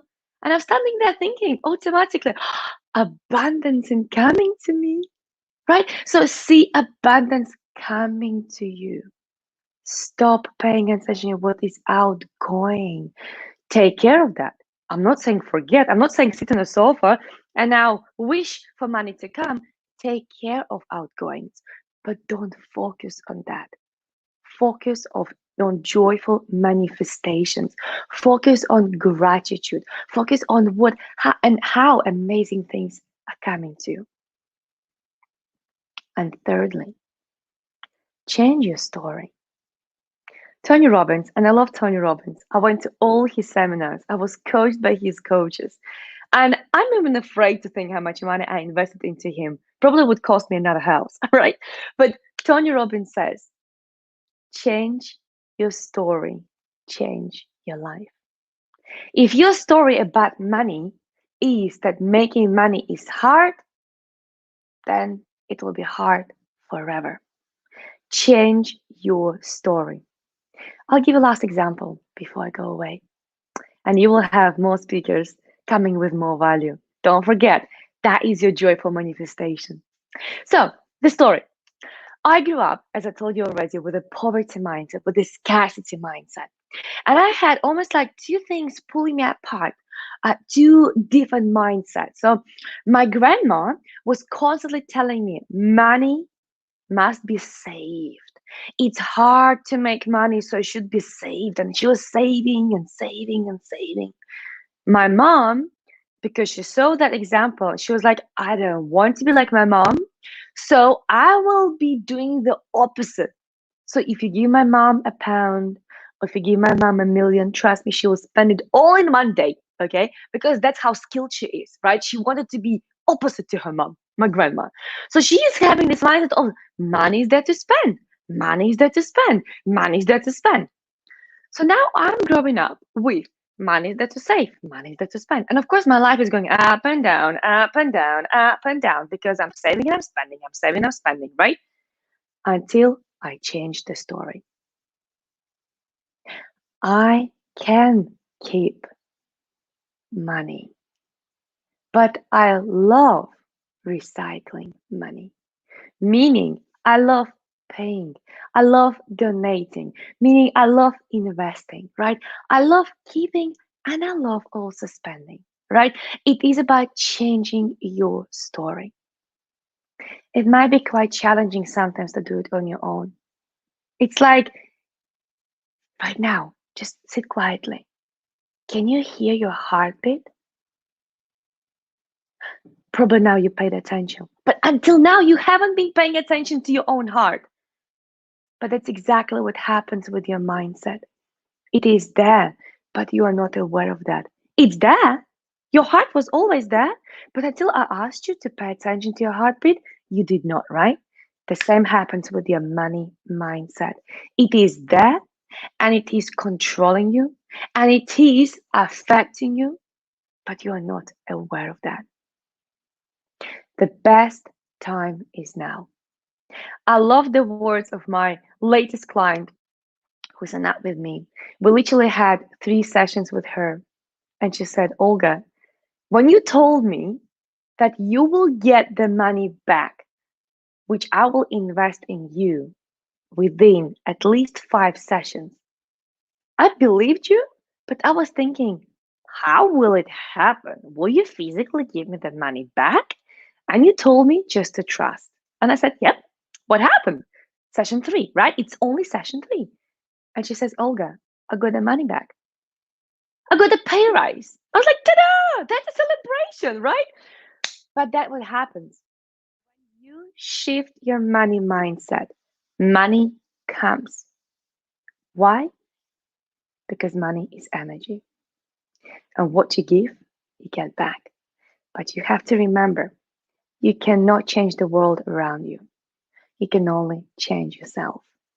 So when you will put yourself first in order to educate yourself first, in order to shift your abundance mindset, in order to shift your money mindset, and when you will get that apple within yourself, then imagine how much more can you do for the world? How much more value can you bring to the world? There is a reason why they tell you on the plane, if it crashes, put the mask first on yourself, because then you can take care of others. So let me just wrap it up with 3 takeaways for you. I'll repeat them again, even though I said them already. But remember, live and be the mirror of what you want to get back. Live your life every single day and be the mirror of what you want to get. Second, focus on gratitude and joyful manifestations. Focus on what comes to you rather what leaves you. And third, invest in yourself. Put yourself first so you can take care of others. That might sound selfish, that might sound very kind of arrogant, but how can you give an apple to others if you don't have it? The only reason I'm here in front of you because I was investing in myself. The only reason why I was able to travel for the last 3 months in a beautiful place called Canary Islands without holding back my expenses, and in fact also doubling my prices, was because I invested in myself. So let me say it again. Live the life and be the mirror of what you want to get back. Focus on gratitude and joyful manifestations, and invest in yourself. Because when you have an apple, then you can give an apple to others. So, most importantly, apply what you have learned today. So, back to you, Rizwan. I hope that will bring loads of value to those who are watching us today. Wow. I could listen to you all day, Olga, and you are the true mindset coach where you kind of are transforming. I'm writing notes and notes and in order to figure it out. And I am amazing to see the 3 steps: mirror what you want to be, have the gratitude mindset, invest in yourself. But here's a really thing that actually stuck with me is manifest abundance. And when you manifest abundance, how are you going to be able to reprogram your money mindset? And then Olga kind of a very articulate in using the rhetorical question to invigorate and kind of bring on from your own personality to get you into the mindset. And lastly, I love your affirmations because that is where we're going to need it. Thank you so much, Olga. You are an amazing speaker and an amazing mindset coach. Love to have you here. And now, ladies and gentlemen, you're already getting the feel and vibe of this mindset where you are going to change your mindset to abundance mindset. And I love Fahad Khan, which he actually posted, change your story, change your life. And right now, you probably are seeing like a big face of me on the screen, but I want you to fly from UK all the way to Aussie land. It's a long flight. Stay put because you are on a treat where we're going to meet somebody an amazing in Melbourne, Australia, a founder of Lead Business Education, Sonia Clark. Sonia, a multi-talented, trained over 9,000 individuals on business ethics and business topologies. She is the force behind entrepreneurship in Australia. However, that's not all, because her TV show, Sonia Clark TV, is making or reaching to the world of 190 countries, over 200 million viewers all across worldwide. I happened to be her guest at one time. She is ready to take on to the next level of mindset abundance with her talk. And I'm really excited and really grateful for her to joining us, a great friend of mine. Please help me welcome Sonia Clark from Melbourne, Australia. G'day, g'day, g'day. Good day. Over Yes, to you, Sonia. oh, thank you. Yes, it's lovely to be here, and thank you very much, Rizwan. Yes, we're friends, and yes, you've been a guest of mine when I interviewed you for my podcast show, which now is, yes, it's starting to go to TV. Woohoo! Where I am, and as you well know, and everyone here and listening and hearing my accent, and hopefully I'm not talking too loudly, but soon, yes, I'll be out there across all of the countries that have internet to help everyone with entrepreneurship in particularly. I'm very, very passionate with entrepreneurship and with entrepreneurs, more so that mindset. So small business, medium and large, doesn't matter. I've been there, done that, and certainly helped a lot of people along the way. But I'm very passionate about it because entrepreneurs positively impact many people's lives, most of the times a whole lot more lives than what they really realize, and they impact therefore communities and our economies. You as a business owner, you impact our microeconomy and therefore our macroeconomy, and we are so much more global now that we need to look after each other and with each other's communities and economies, because then that way we can achieve that future that we want. We can achieve that abundance that we actually do want. And look, I can talk. So I'm not going to get into the big deep dive.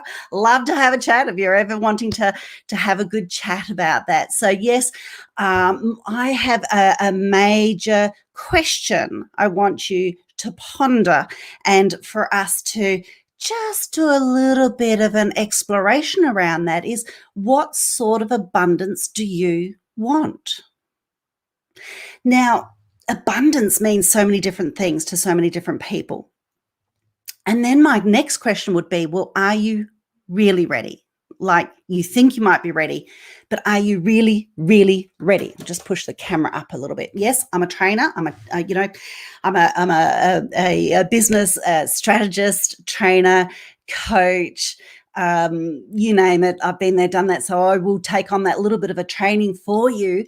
Very, very passionate on it, because I want to help people to empower themselves, and then that way you can empower others.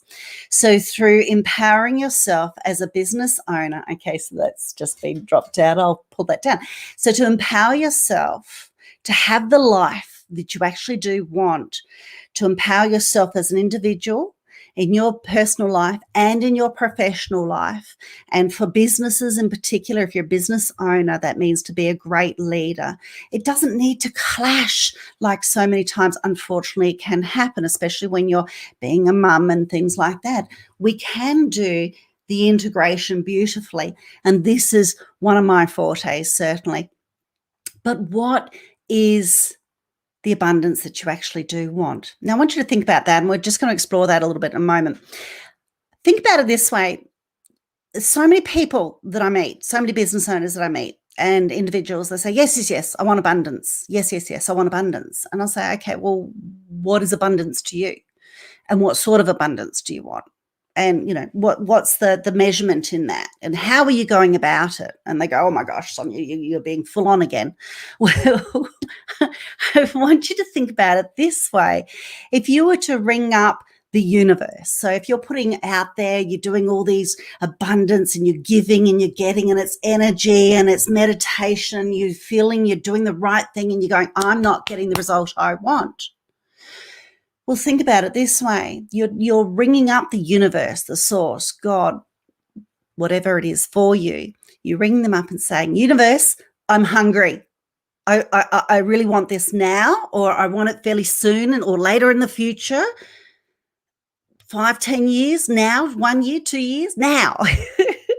And the universe will be saying, oh my gosh, well, what do you want? Yes, I've got lots of things for you. What do you want? You want this, you want this, you want this? I don't know. I like chocolate, I like pizza, I like champagne, I like this, I like that. Oh, well, hold on, but just give me one thing for now, and do you have any preferences on it?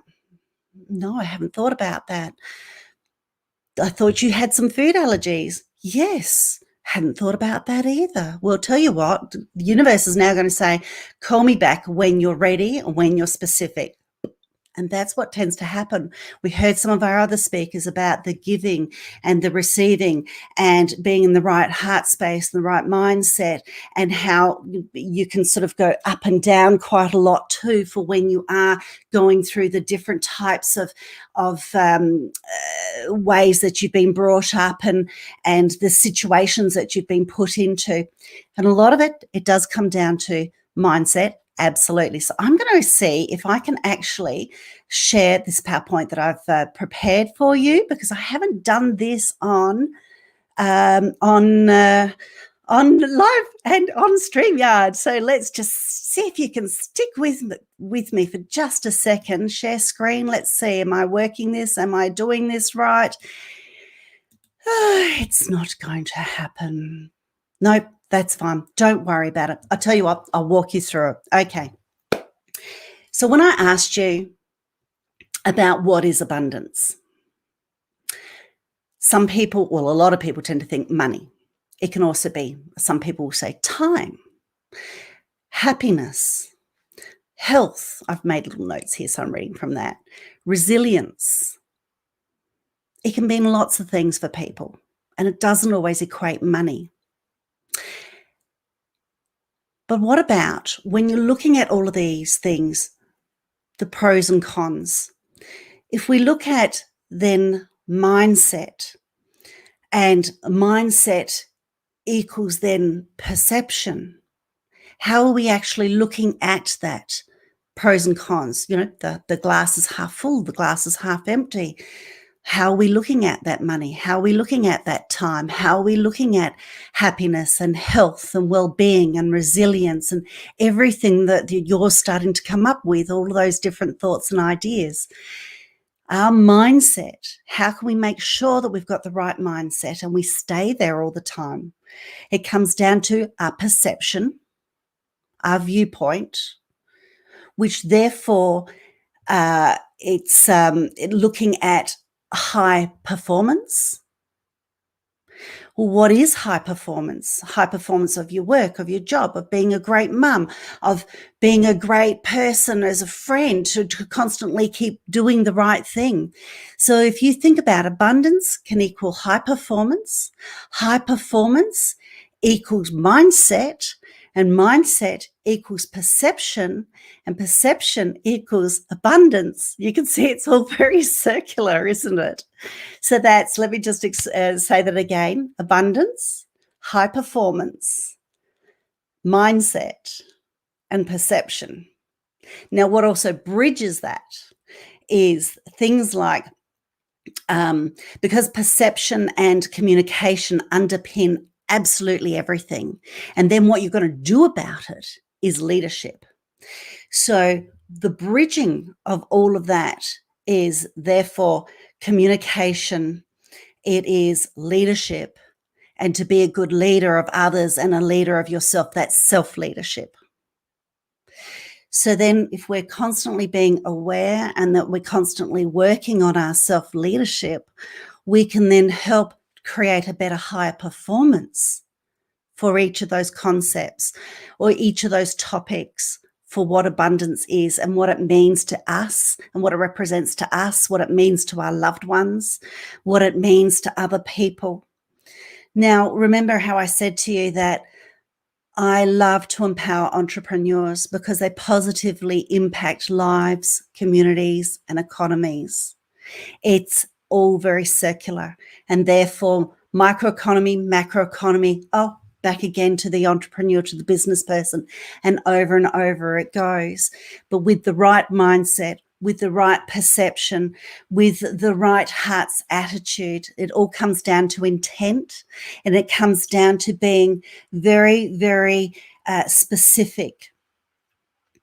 To give is to get. So to give abundantly is the intent. And someone, between one human being to another human being, or one human being to many, someone always has to be the leader.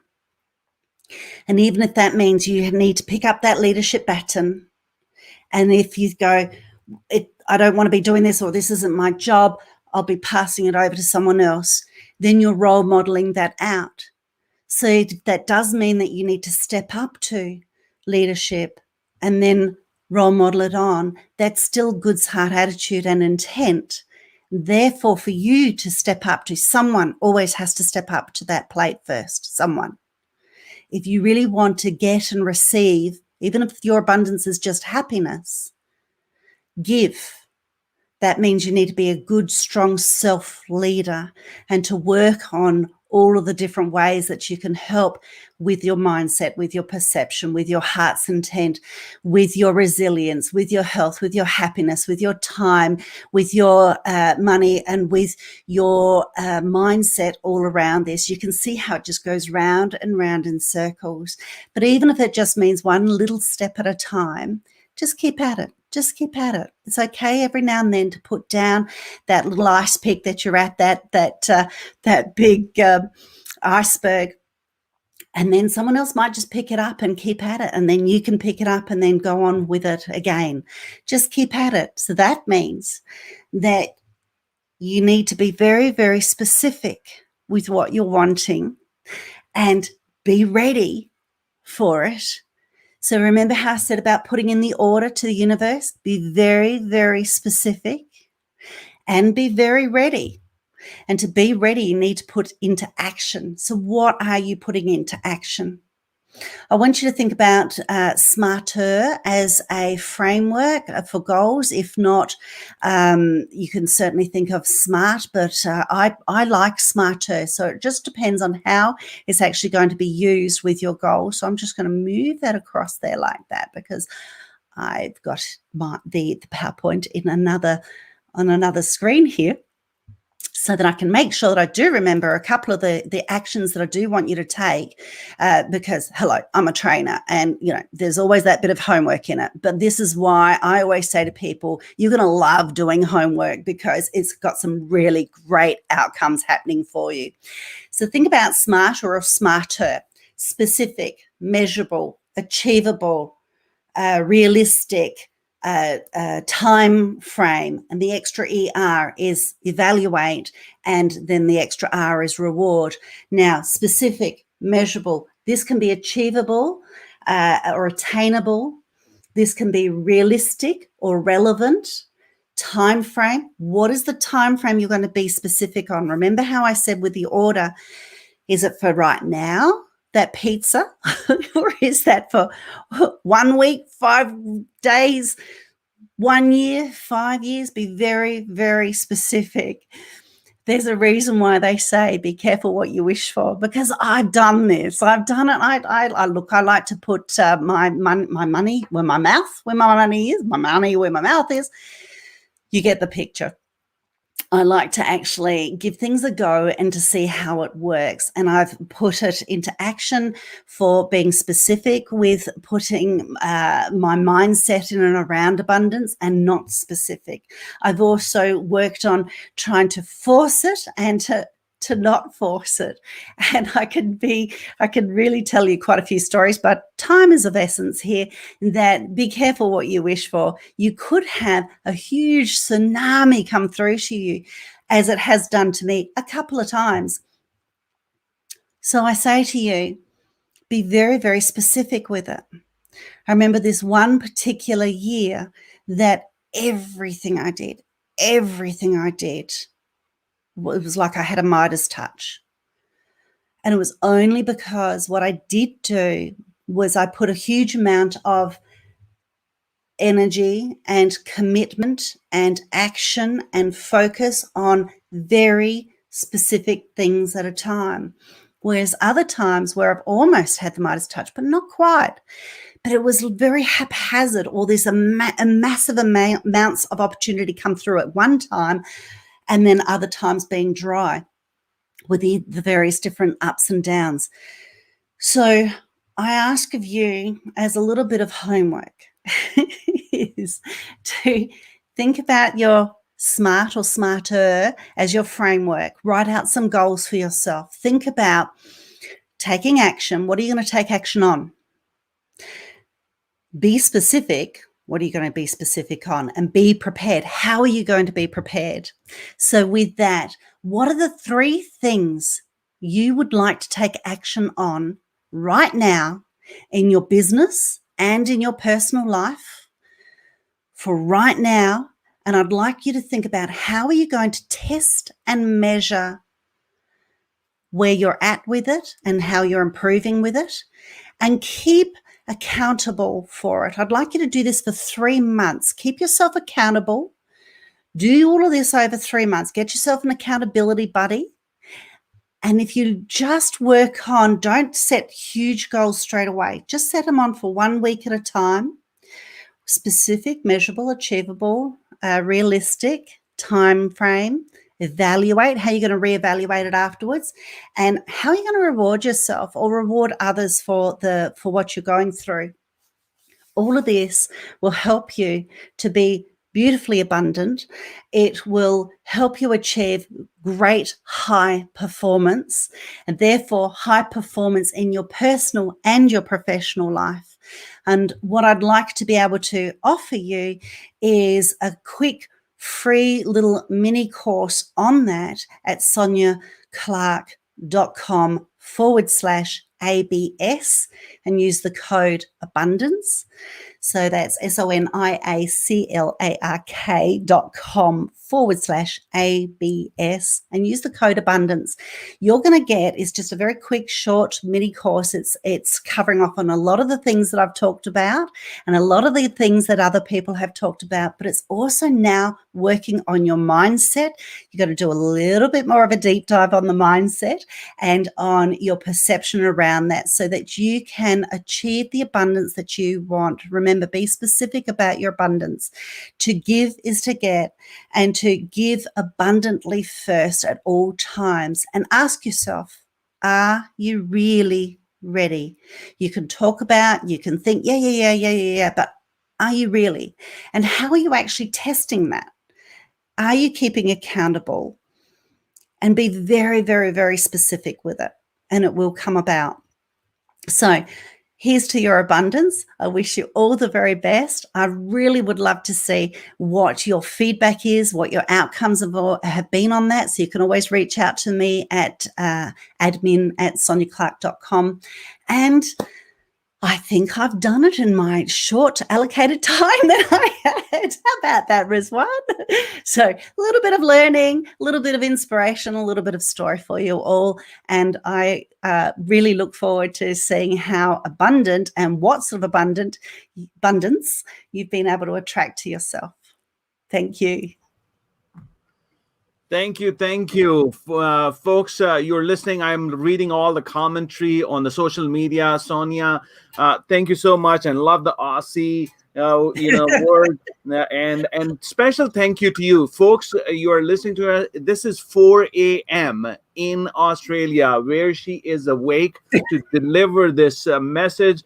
A candid conversation through Sonia, and I love the part of it because she evaluated and given her really step-by-step information as a trainer. And I loved your opening statement, calling the universe.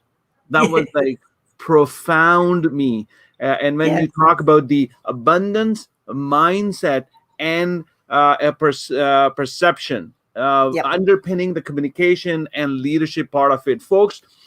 Learn to Grow Rich organization is doing all that. We have courses, we have sessions in order to develop your communication and your leadership. And this is one part of this whole world. So make your 2021 an amazing. We are calling all the individuals, we're calling all the corporate worlds in order to join the movement to move the people to a better mindset. And Sonia, I have tons of comments I wrote, and you said step up Step up. Are you going to step up? Folks, if you are listening, you are gathering all the knowledge, how you are going to implement it. And you have to implement with the clear intent, be specific, and be ready to take that action. Amazing information from Sonia Clark. Thank you so much. Thank you so much for all the wonderful golden nuggets you share all the way from Australia. We're going to take a short break. Thank you for giving me the opportunity to share that with everyone. Thank you. And don't forget to go to Sonia Clark website to avail that free course she has given to you, so you will be able to get forward. We're going to take a short break, short commercial break, and then we're going to bring in my sister from another mother, Shaba Shams.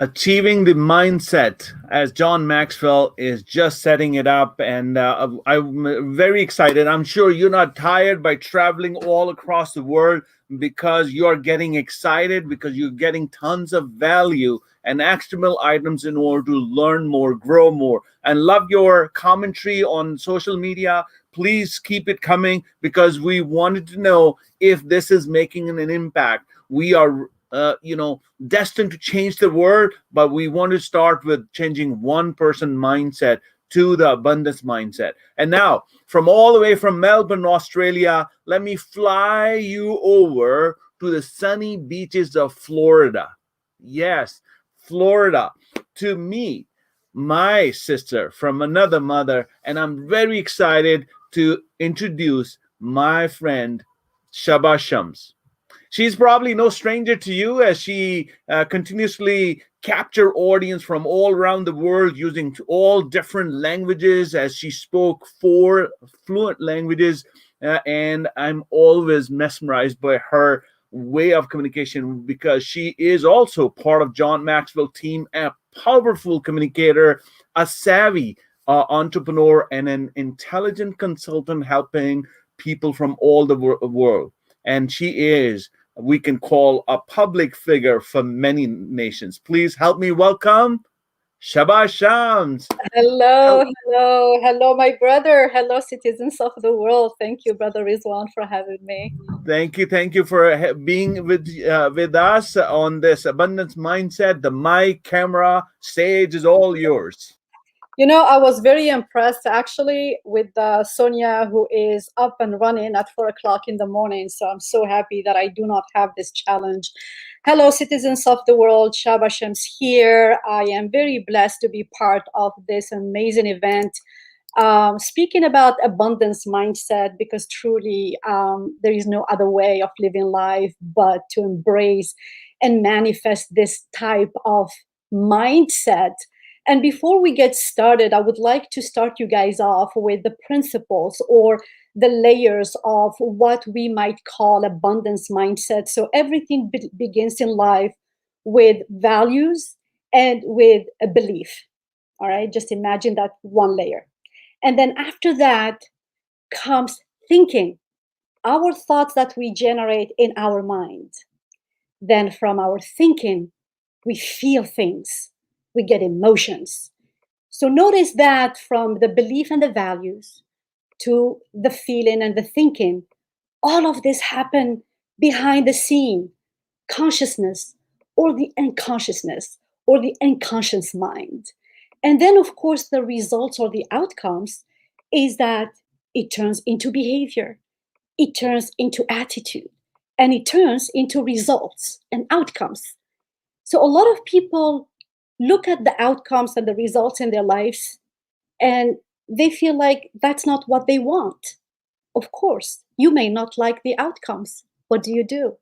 Instead of complaining and blaming the outcomes, try to dive in these layers and go investigate and explore your own belief system and values that is generating your thinking, your feeling that leads to your behavior, attitude, and outcomes. So the reason I'm saying this is because I would like to start off by saying that I believe that the universe has set us all to be happy, to find success, to enjoy the riches around us. I do believe that everybody on this planet has the power and the control to create this wealth, this beauty, and this joy. Notice that I started by I believe, not that I think, because thinking is not as rooted in your mind as believing. When you start thinking, you might have some doubts, but when you believe, you approach life and everything that you create around you with certainty. So to create an abundance mindset, you have to tap into your power of believing and not having a doubt about what you want to accomplish. So a lot of people ask me questions about this whole abundance, because those of you who've been watching me for a while know that I always have a great smile, and I'm a happy, joyful person, and I like to spread love and positivity. And this is a business that honestly, you cannot fake it until you make it. Meaning, if I truly didn't embody this lifestyle and this vibration and these waves, I would not be able to touch so many hearts out there. The reason I do is because I am pretty happy, joyful. I manifest my life, the life that I desire. And not only that, I create abundance around me. So the question that I get is like, how do you do it? Is abundance something that you're born with? Is it something that you can create and you can work on? Good questions, right? They are very legitimate and they're very important because they are truly at the foundation of building a life of success and joy and happiness, and building a life not so much. So before I answer your questions, though, I would like to walk you through my origin story, how I actually was introduced to the abundance mindset. And I get it. Those of you out there thinking, oh, it's Bob Proctor. I'm sure it's Bob Proctor. You think it's Bob Proctor? Not absolutely not. Remember, I was born and raised in Algeria, which is a third world country, or a developing country, if you want to be a little bit more politically correct. But the truth of the matter is that I grew up in an environment that did not allow me to have access to so many things that nowadays you can access by a click of a button. And needless to say, we didn't have phones or internet and so on. So our exposure to the world were very limited. So there is no way in the world that the little Shaba who grew up in North Africa had access to Tony Robbins and the Bob Proctors of the world. So I got introduced to abundance mindset from a person actually who has never read a book and never watched a video of any, motivational speaker, right? It was my grandmother. My grandmother was actually the one who introduced me to the abundance mindset. She was a widower who lost her husband at a very early age. And after the independence in 1962, she got her apartment, she got a job, and she refused to be taken care of. She's very stubborn. She's still stubborn, by the way. She's 96 years old, and she's still pretty much like that. But growing up as a kid, I actually saw her and how she approached life and money. She was always rather happy, very joyful, very community service oriented. So once a month when she gets her paycheck, she separates it and splits it into three. 1/3 will go to, paying for her apartment, electrical bill, and so forth. The 1/3 will go for her food and so on and so forth. So of course, by now she knows what are her needs. And then the 1/3 will go to charity and donations. So I've seen her fill these baskets with meat and bread and whatever, put it on her head. And then she would walk like 3-4 miles to go to her village where she, feeds the orphans, the widowers, and the needy. It was very strange to me, She was a single mom. She was a single mom. How would she do that? And I recall in my little mind world, looking at her, mesmerized, shocked, and I would say, but Grandma, why are you doing this? Aren't you afraid that you might not have enough? And she used to give me this big smile. And she says, oh, no. Don't worry. Really reassuring me. It goes from here and it comes back from this. See, now she's doing this little movement, this circle form of it goes from here and it comes back from there. And it will take me years and years to really understand what that meant. The cycle of life, getting, growing, giving. It was really the law of vibration and attraction that created the abundance mindset. And of course, I struggled with this because in contrast with the abundance mindset, we have the scarcity mindset. And the scarcity mindset, I had to work on it, to be honest with you, because one, it wasn't natural. Human beings are not built naturally to be frugal, because that's life. We go fish and hunt, and then we bring the food and we eat it and we share it, right? So if you think about how, origin of life, how it used to be. So scarcity is something that is kind of sometimes imposed on people, on humans.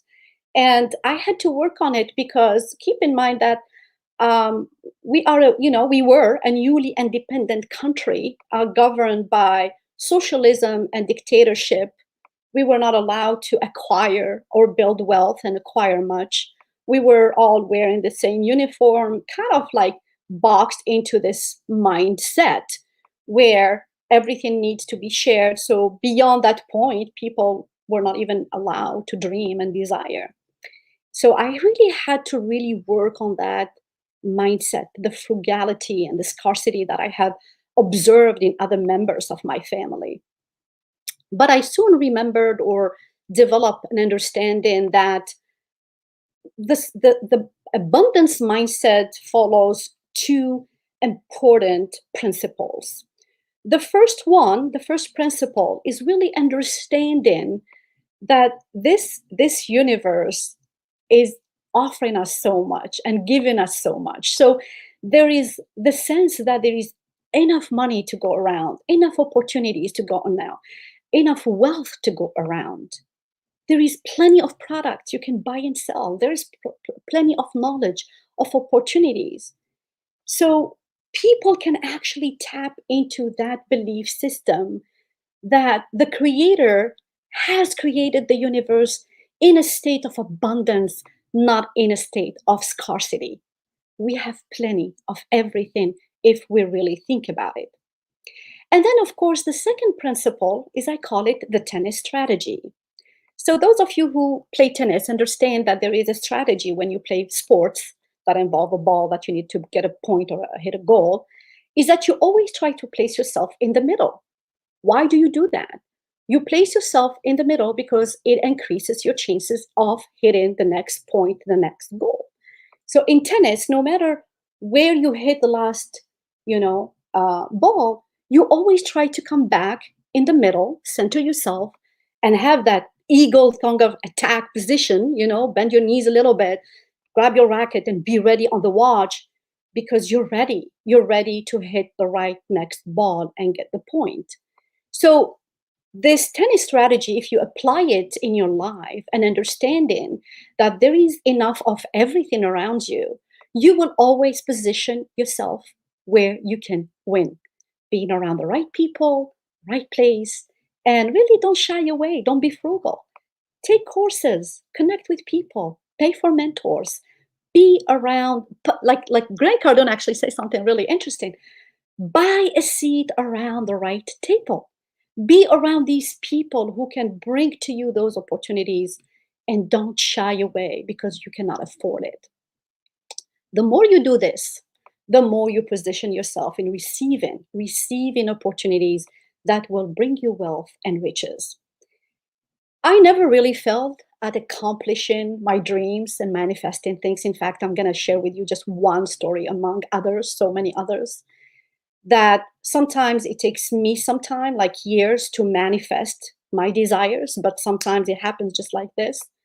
But here is one. And I mean, the whole experience was out of this world, to be honest with you. For 4 years, I used to come to Daytona Beach and for business, for meetings, and I would stay at the Shores, which is a hotel like a spa on the beach side. So those of you who know Daytona Beach, it's mainland connected with the beach side through bridges, by bridges. Beautiful. It's really amazing.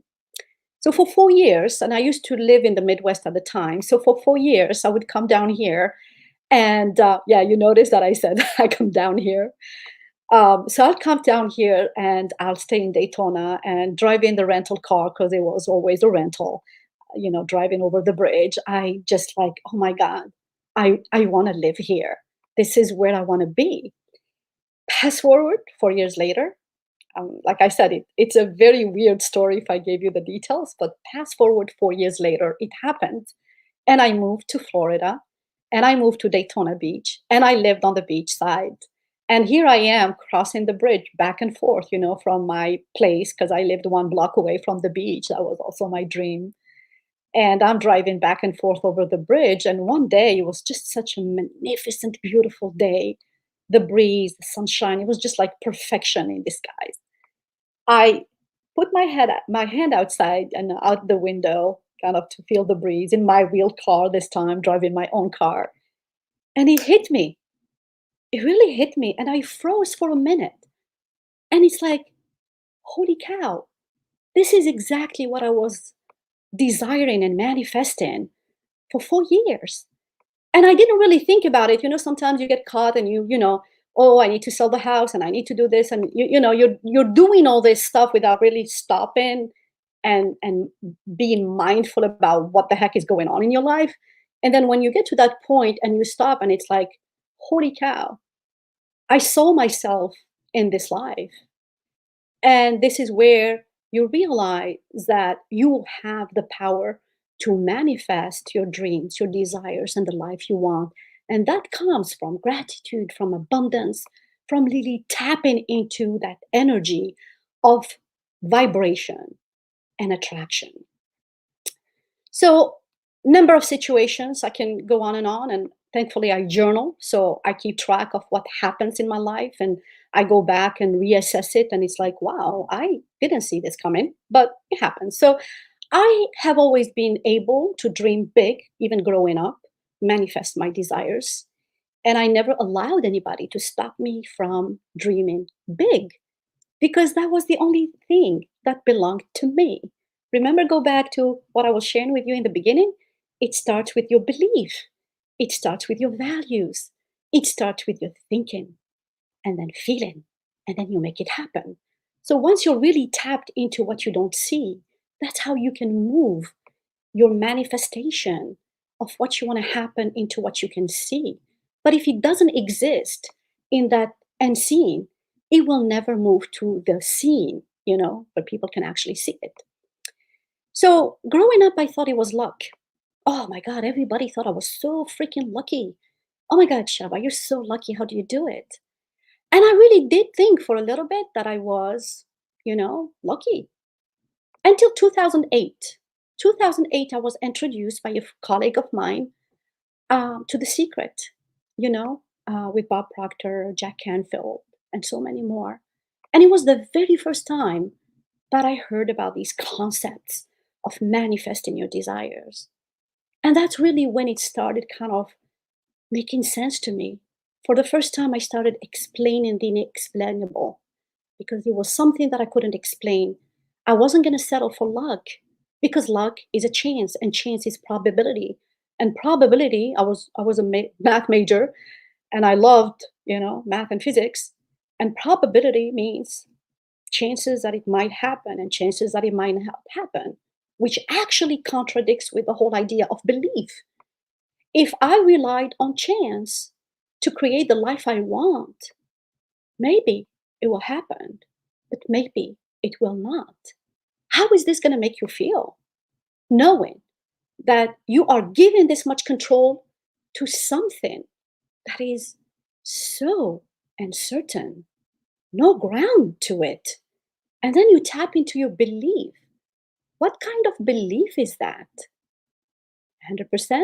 I don't think so, because it's luck, chance, probability. Is it 50%?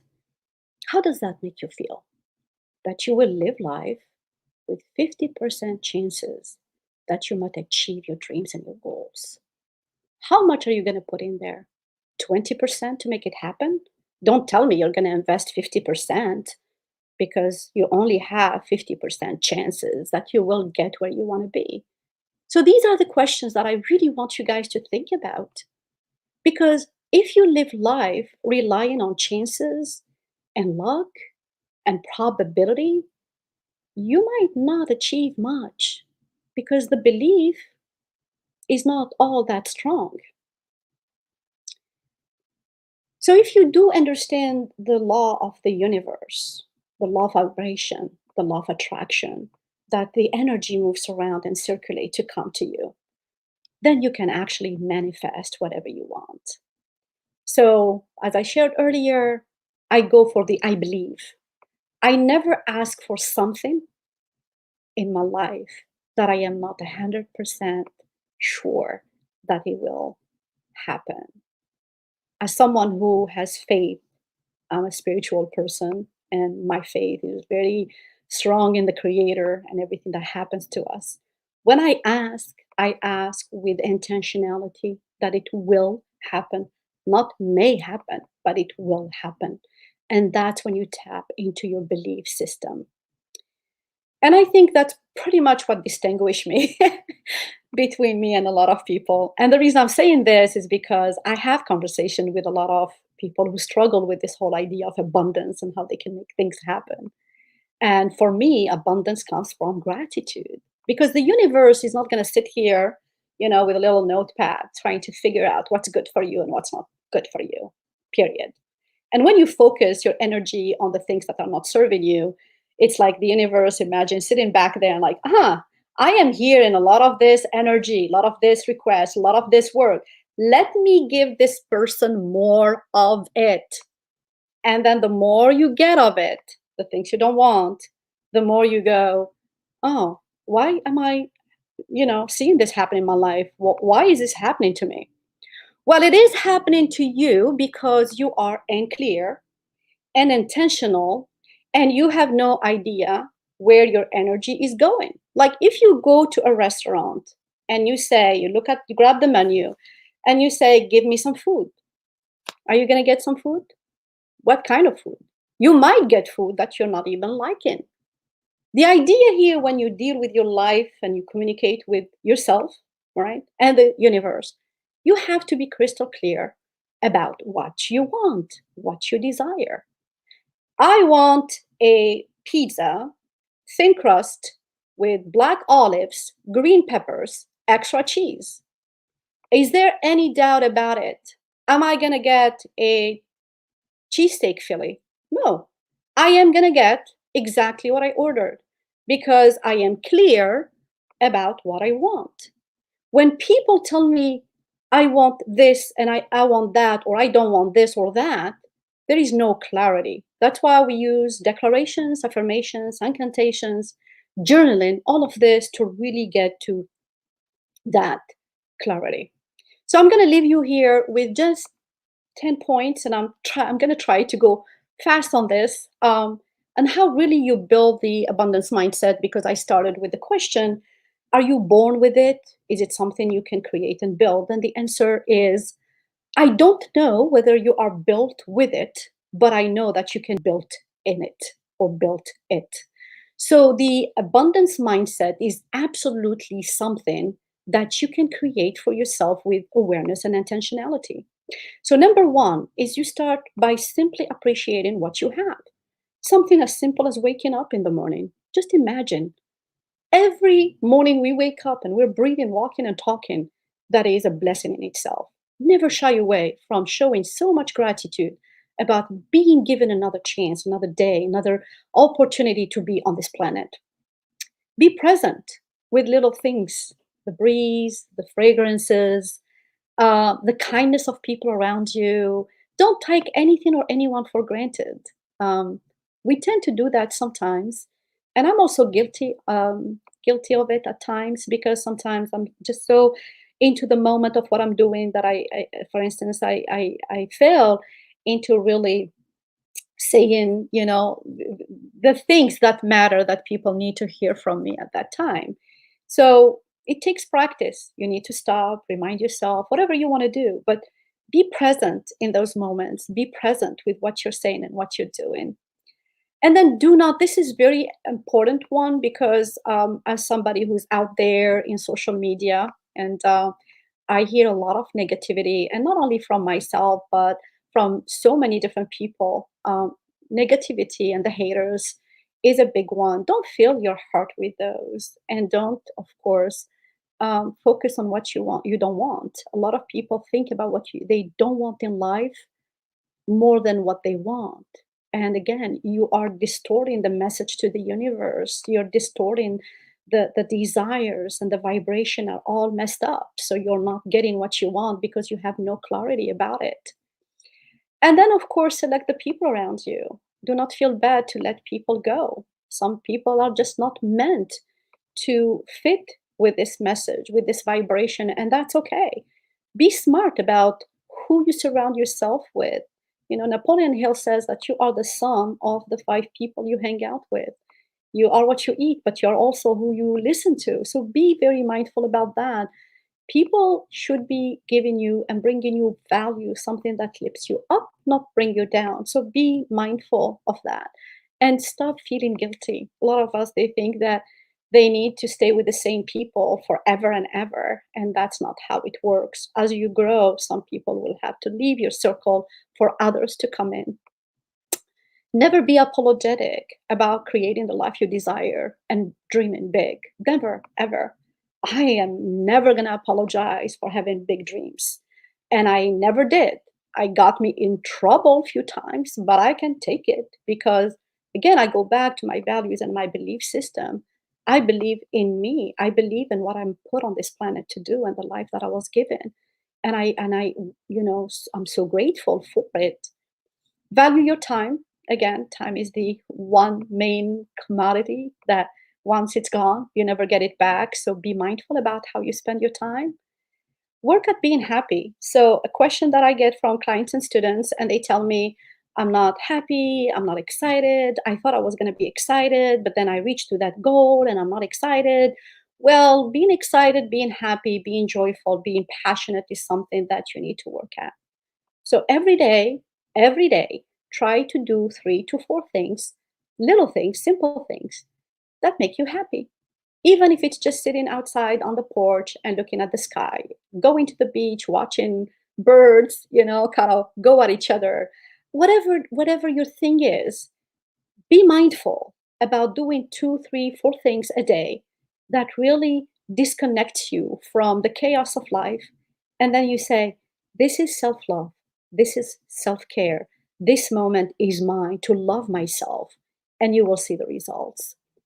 And then, of course, get a mentor, get a coach, get a circle of like-minded people who can help you grow, because this journey, it's not something you're going to do by yourself. You need the right energy, the right people. You need the right environment for you to be able to be successful.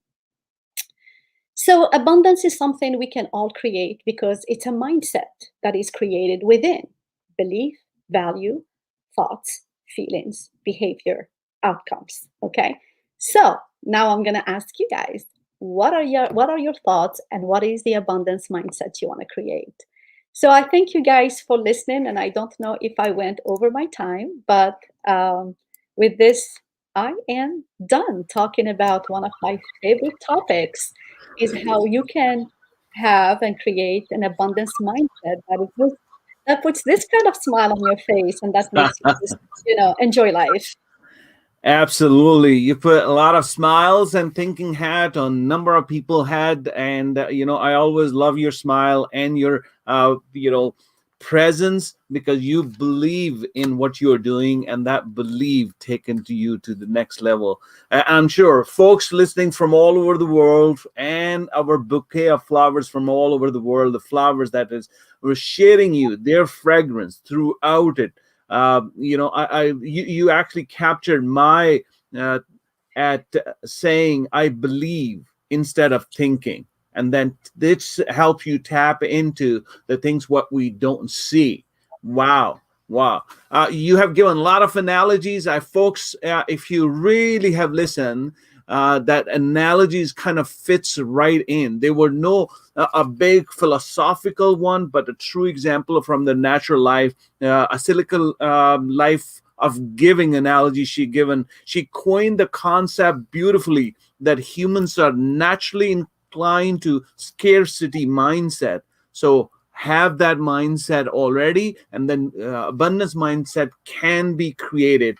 Love the analogy of the tennis, where you wanted to know to be ready for the next people and surround yourself to the right people and invest yourself in it. And lastly, about the pizza analogy, what are you ordering? Right here in Learn to Grow Rich, we are here to deliver to you the not only mindset, but also tools, techniques, sessions, and one-on-one mentoring to you, so you can get to the next level. Shaba, your amazing talk. Thank you so much about self-care, self-love will lead us to abundance mindset. Appreciate you, sister. You are amazing. Thank you so much for having me. Thank you. And now from Florida to USA, I'm going to fly you over to the hometown at CN Tower in Canada. In Canada, I am bringing in another flower out of this bouquet who is going to talk about her mindset, her joyness. And let me share with you, she is an award-winning international author, an amazing speaker, and her book called Enjoyness. She is a serial entrepreneur working with the flowers all day long and delivering the fragrance and the beauty. Spectacular talk show host of Della Voice, a sweet and caring soul, and a strong supporter of mental health. And she would be the best person to talk about the abundance mindset. Please help me welcome Della Fatuhi from Canada. Well, hello, Rizwan. Oh my gosh, talk about introduction. You rock at this, man. Thank you. Thank you.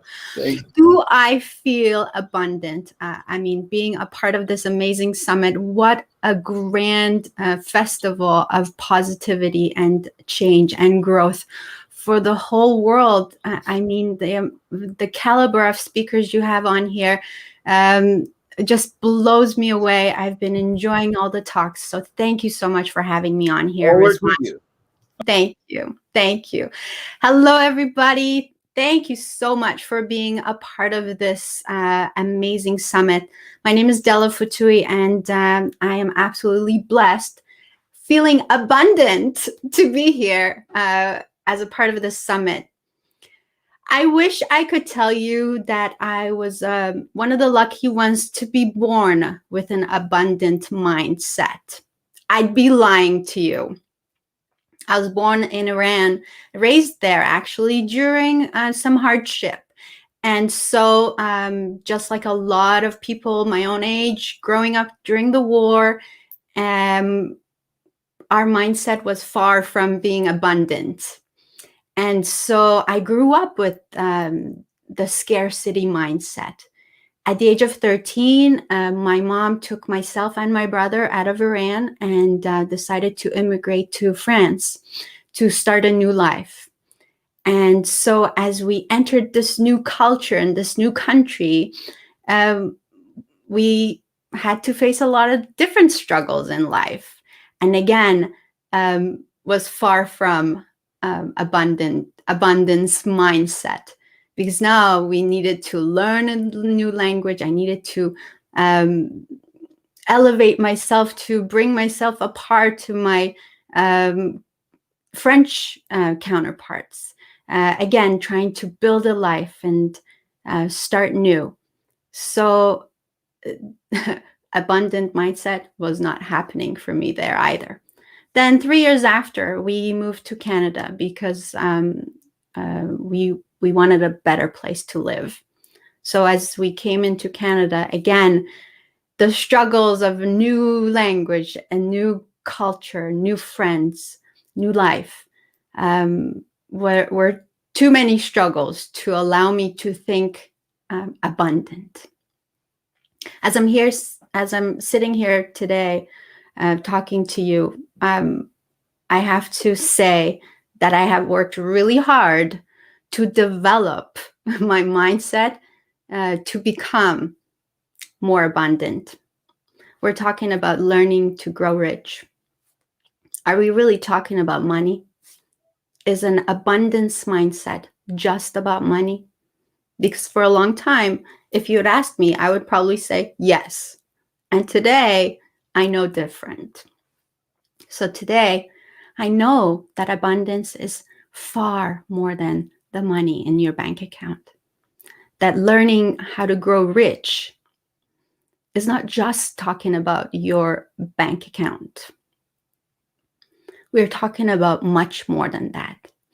And the truth is, if we're truly aware, if we can open our eyes and really look around us, we can see the abundance everywhere.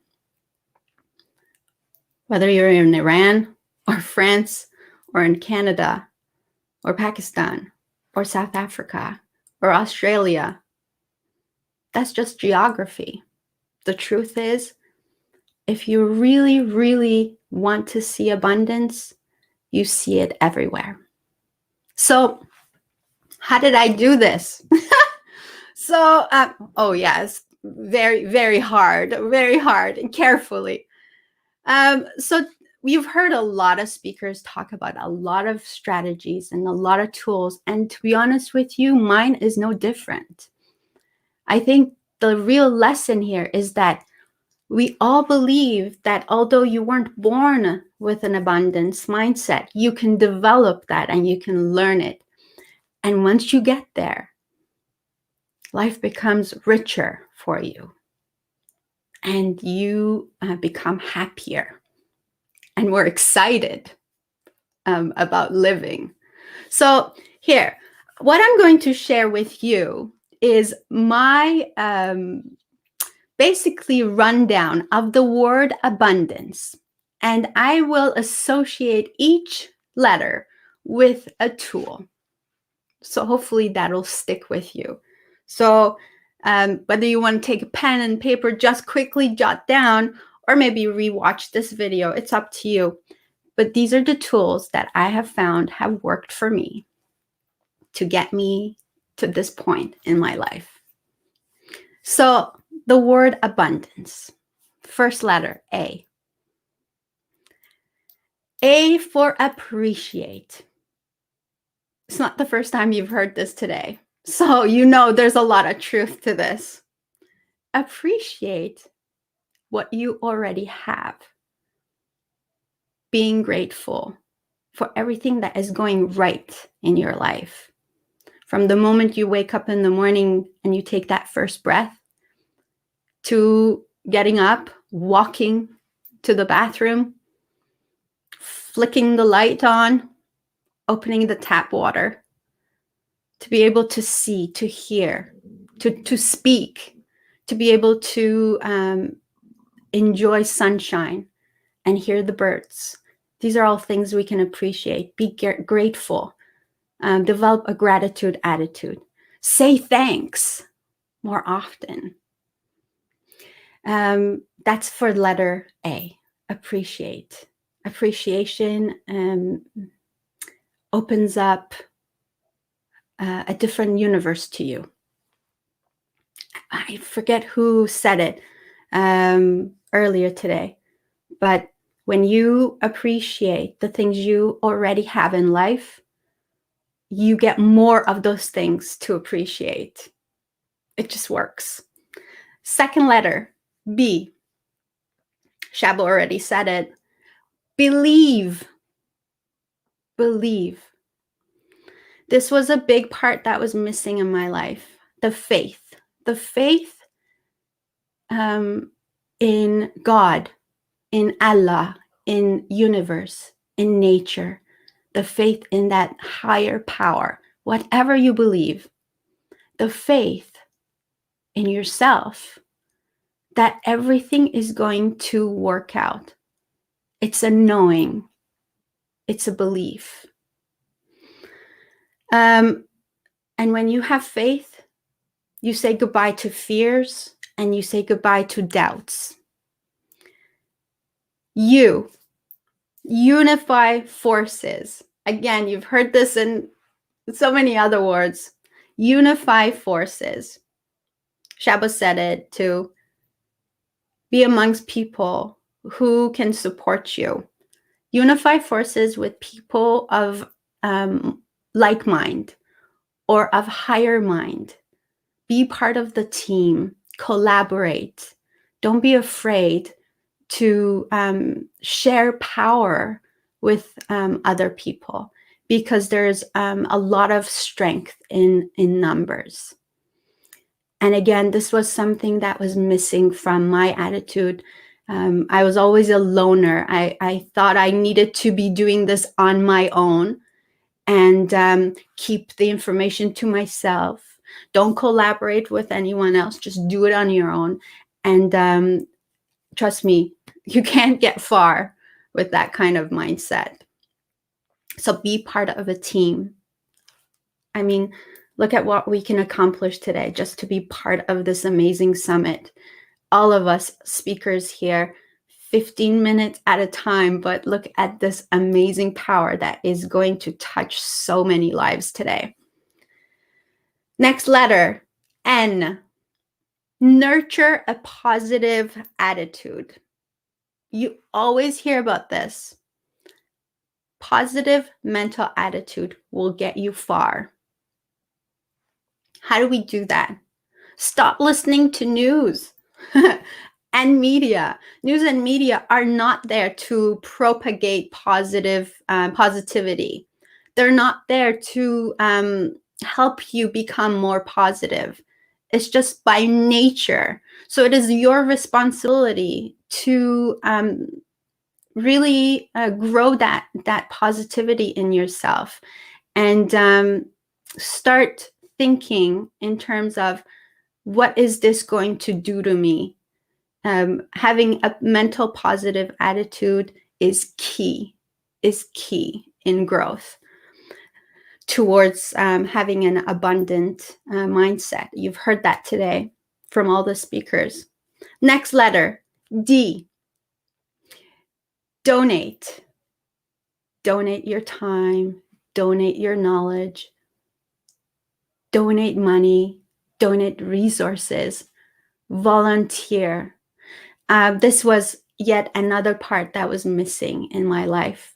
Volunteerism, I found, was a great tool in my growth towards becoming more abundant. When you see that what you have by nature can help so many people around you, when you see that you can impact other people's lives by sharing your knowledge, sharing your time, even just lending your ear to someone who needs to vent, when you see the impact, it uplifts you, it elevates you, it brings so much more into your life. It's that circle that Shabu was talking about. So donate. A is for action. Truth is, no matter how much we learn in life, until we make a decision to act, nothing will happen. That's the truth. You know, so many of us, and I know you know so many people, and maybe, you know, you yourself might be in that situation where all you're doing is like taking another workshop, go to another seminar, listen to another podcast, read another book. What are you doing with the knowledge? Is it just shelf help, or is it actually going to improve your life? And the only way that will happen is by you implementing the knowledge, taking a step, however small, one little step every day towards that change. Maybe you heard something here today that is going to take some effort. Everything takes effort, right? Act. Take an action step, however small, because by taking action steps is how we change our life. Next letter is N. Now, this might be easy for you by nature, but maybe not, right? We're all different. N for notice the greatness. Okay, notice the greatness in yourself. Often we can look at ourselves with a critical eye because we are our number one critic. So sometimes we see the things we haven't done right. Sometimes we can see our shortcomings and flaws much faster than we can see our strengths. Noticing our strengths elevates us by giving us more of self-confidence, self-esteem, and it allows us to move on with more power and strength. Noticing the greatness in yourself means looking back at your little accomplishments, your little wins. Maybe for you, it was just making your bed this morning. Maybe it was to be able to go outside for a little bit and just walk for 10 minutes. Or maybe for you, it was a simple fact of saying no to that glass of alcohol or that cigarette. Whatever that was, you need to notice the greatness in you and the power of your accomplishments and wins. Next letter, C. C is for courage. Courage to try new things. The courage to say yes to new opportunities, to new possibilities. And you all know what that means. Sometimes we are afraid to take a step to towards growth because we're not sure of the outcome. Oh, what if this money I spend on this course isn't going to help me? What if I hire this mentor, I hire this coach, and it's just a waste of my time? The courage to try new things opens up new doors. You are today as a result of who you have been. If you want to be someone different, you need to be a different person today. So say yes to more opportunities. Say yes to trying new things. And just see the results for yourself. On this, I want to also say, when you invest in yourself, that's the best kind of investment.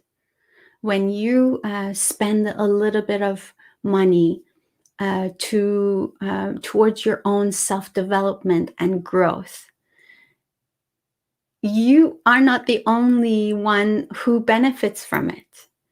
You are helping not just your entire family, but the entire community, the entire world, because it is a ripple effect. And we heard earlier today by another great speaker that it's when you change that you see the change in other people. So invest in your own growth. The last letter is E. E for encourage. Encourage others. And I want to say this too, because I've been also missing that part from my own mindset. Again, going back towards scarcity mindset, because sometimes we hold ourselves back from encouraging others. Perhaps others who are in the same line of work as we are.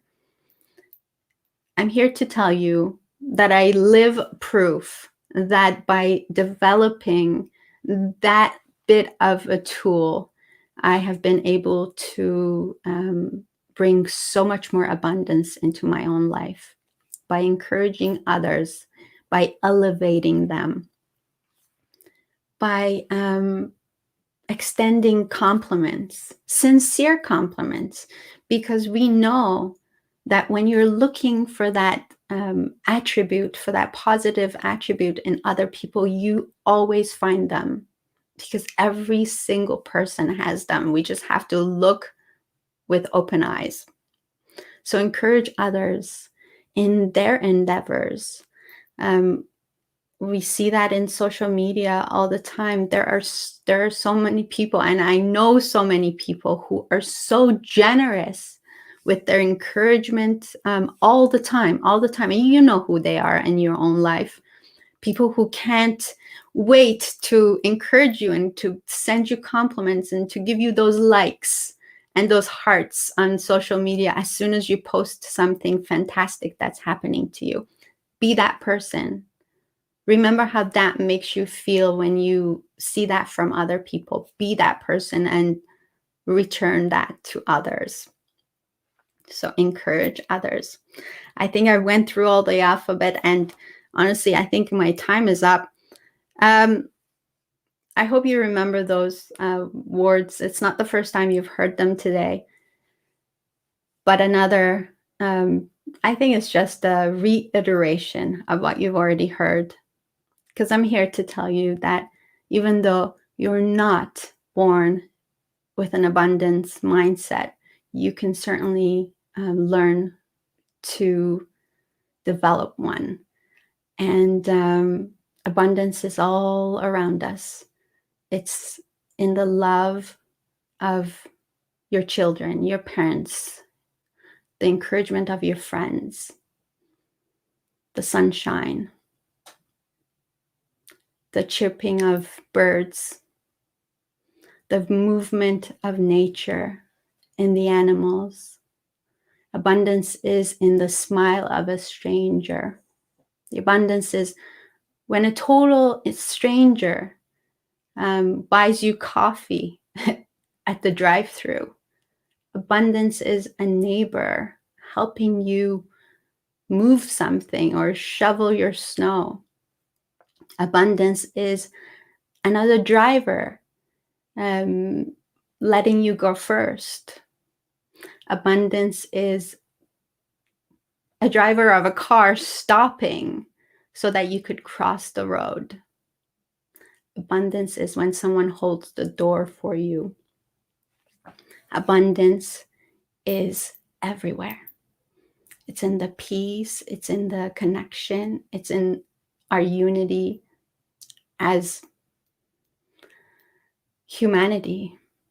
Abundance is this conference, it's this summit, and the people who organized it.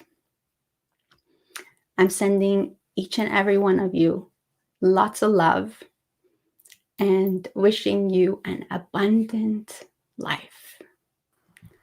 Awesome. Thank you. Awesome, Della. I wish I have the nurturing voice of Della in order to capture the minds and hearts of the people from around the world. I'm looking at it, the commentary from all over the world.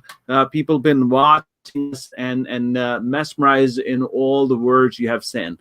The way you said, Della, a novel thought and kind of for describing the word abundance and capitalize on each alphabet was kind of in brevity, but had a deep meaning.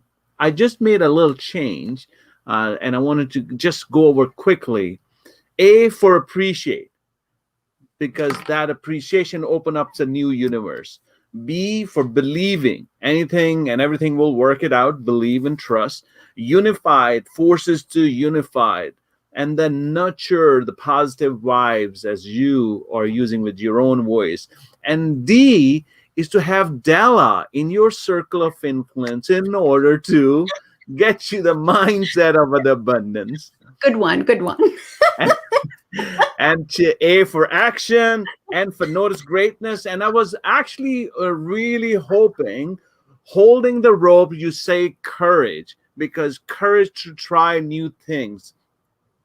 Because if you are in this Learn to Grow Rich, the abundance mindset, you had the courage to invest time, effort, energy, and your focus in it by learning from people from around the world. And we are here in the last step is to encourage you to learn from the people from around the world, because then you go step back, you notice the greatness from within you, you notice greatness with other people, and then you start taking action. And then when you start taking action, the abundance will come through. Della, it's been a pleasure listening to you and an amazing way with you, with your alphabet trajectory. I think everybody loved it. Thank you so much. Thank you, Rizwan. You're the man. Thank you.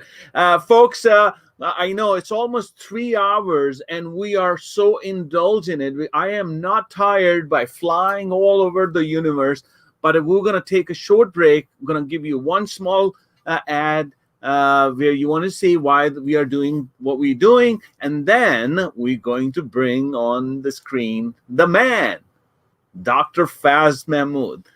Please stay on. We'll be right back after this short break. Every day we are faced with countless decisions. Soup or salad, snooze or sweat, learning something new or being watching something on Netflix. Some decisions seems much larger than lunch options. Going back to school, moving to cross country, launch the side business.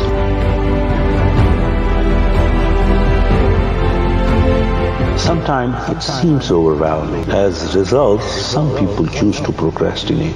They leave their decision, never noticing that not making a decision is a decision.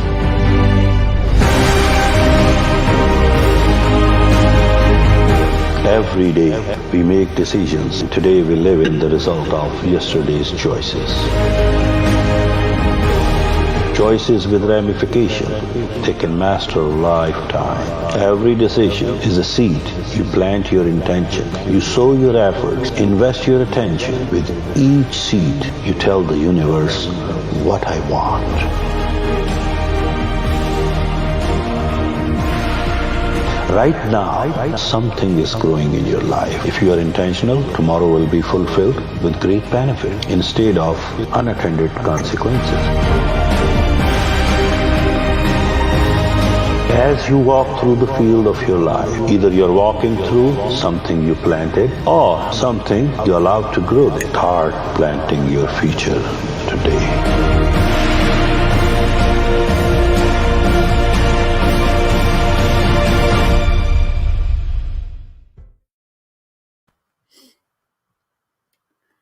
And thank you very much for staying with us. And we are at the final round and sharing with you the Abundance Mindset Summit, where you have seen we have traveled to Bangladesh, to India, to Lebanon, to Australia, to Florida, to UK, Canada, and I'm going to fly you back to Pennsylvania, United States.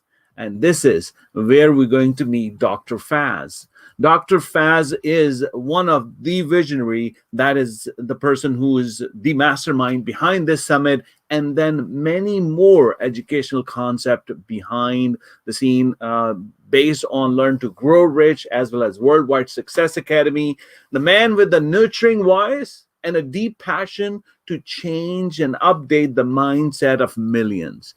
And why? Because she commands the communication and is a subject matter expert, an executive director of John Maxwell Academy, president of Learn to Grow Rich, as well as president of Worldwide Success Academy. He is helping millions of people with his ever-growing podcast, a number of areas, giving the abundance and receiving the abundance, because he is giving abundance of his knowledge, wisdom, and mindset, and he's receiving abundance of love, praise, and prayers from people around the world.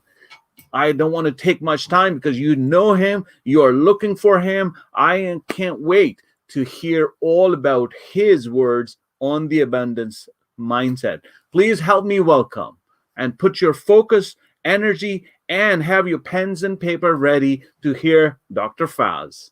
Welcome to Abundant Mindset. Over to you, Dr. Faz. Oh, your mic was not there. Dr. Faz. Over to you, sir.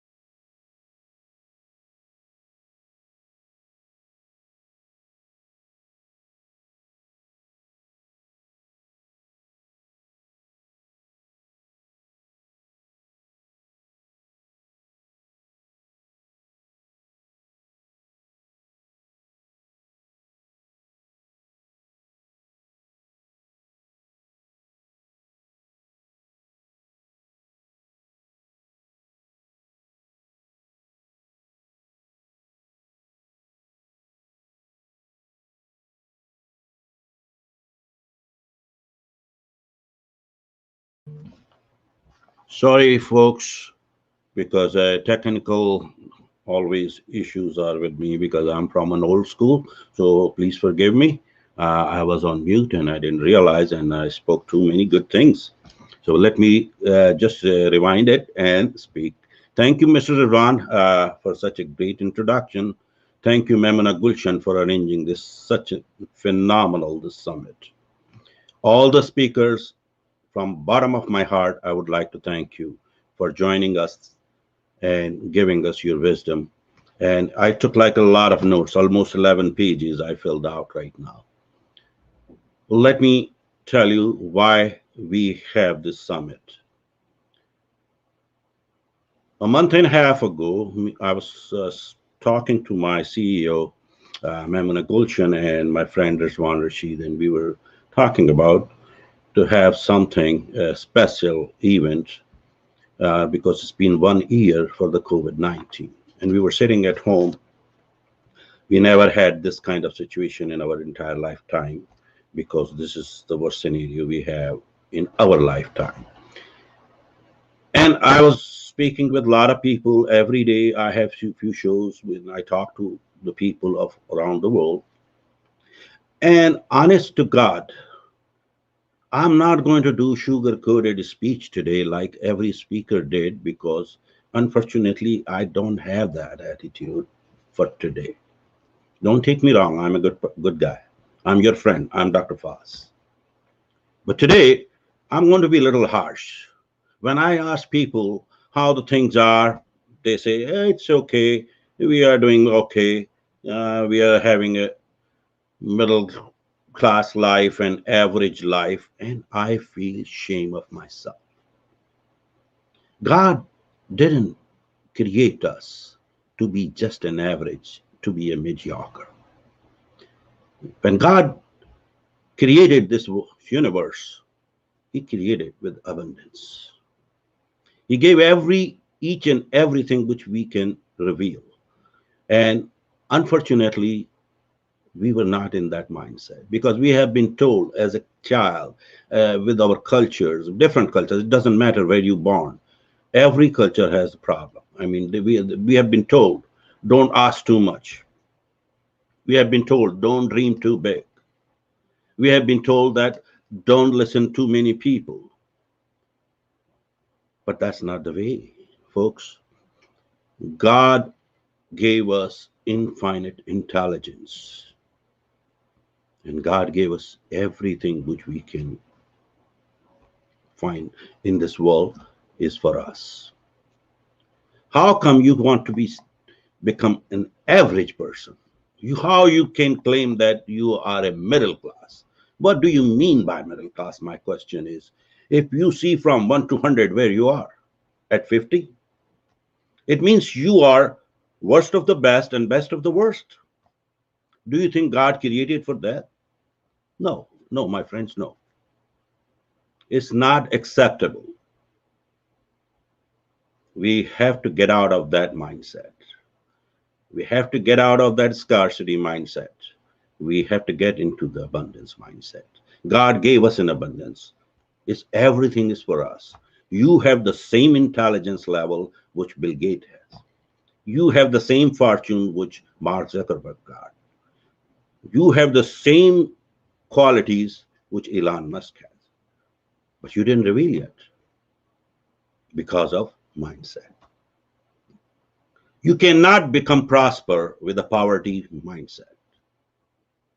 So we have to talk about that, because in this COVID-19, I have seen so many thought leaders came up.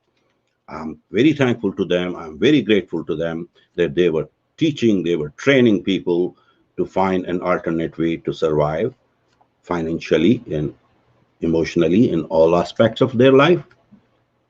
But you know what was lacking? You cannot make big money while you don't have that mindset. Like I said, God never gives you what you want or what you wish for. God only gives you who you are. And you have to become that person first. And only way you can become that person is going to change you. First, you have to change your mindset. If you want to be prosper, If you want to be rich, have a rich mindset, have a prosper mindset, which is abundance. How we are going to get this? This is another question I get all the time. So let me tell you a couple things which we can do. We have to get excel in what we do. Like Jack Walsh said, get out of the people pile and excel in what you do, so you'll become better than anybody else, and you will not be an average person. You will not be in middle class, because once you cross that line, the whole pile is there, whole crowd is there. After that, the highway is open. There is no traffic jam there. And then you can just really walk to your success or significance, whatever you're looking in your life. Always dream big. Don't dream too small. Because dream, if you don't have a dream, to me, you are not alive. Success is too small for a lifelong dream. So don't worry about success. Success doesn't make anything. Success is not a destination, it's a journey. Every milestone which you accomplish or which you achieve is a success. Then you look for another, then you look for another, then you look for another. Significance is also a great thing to get, so you can spread your success to others. But try to become unforgettable. Like my guru, John Maxwell, told me, try to be unforgettable rather than only successful. So people will remember you forever. And that's going to come from your abundance mindset, not with the scarcity mindset. Get out of that fear, get out of their poverty, and think big, dream big. So you get out of, you have to get excel what you do, get out of that pile, and then sustain. And then sustain it, what you do. The second thing which I will suggest you, excel who you are. Excel in who you are. Be the change you want to others to become for you. Be all that you can be, all right? So you have to become what you would like to see others. It will make you abundant personality, and everybody around you will see in a different way. And then another third thing, which I would like to definitely suggest you today through this forum, get over yourself. Get over it. Don't think how it's going to happen. Don't think how I'm going to do this. Don't think where the money is going to come from. Don't think things will not fall in place because I never did it. Because you don't know anything anyway. Do you know you can stand up where you're sitting right now unless you don't stand? So this is none of your business. Dream big, think big, and everything which you see in your dreams, whatever you imagine in your mind, where it comes from. It comes from Almighty, whoever you believe in. It doesn't matter, whatever your religion is. So when your God gives you that to think, means God will be supporting you to get it done. You can accomplish whatever you want. So get out of that scarcity mindset, because we are already a little bit time. We got a little over time. I understand that, although because all these speakers are from the world, around the world, and they were our guests, so we couldn't bind them. But it was okay. We learned a lot, and I truly want you to think about that. How to change your mindset. Because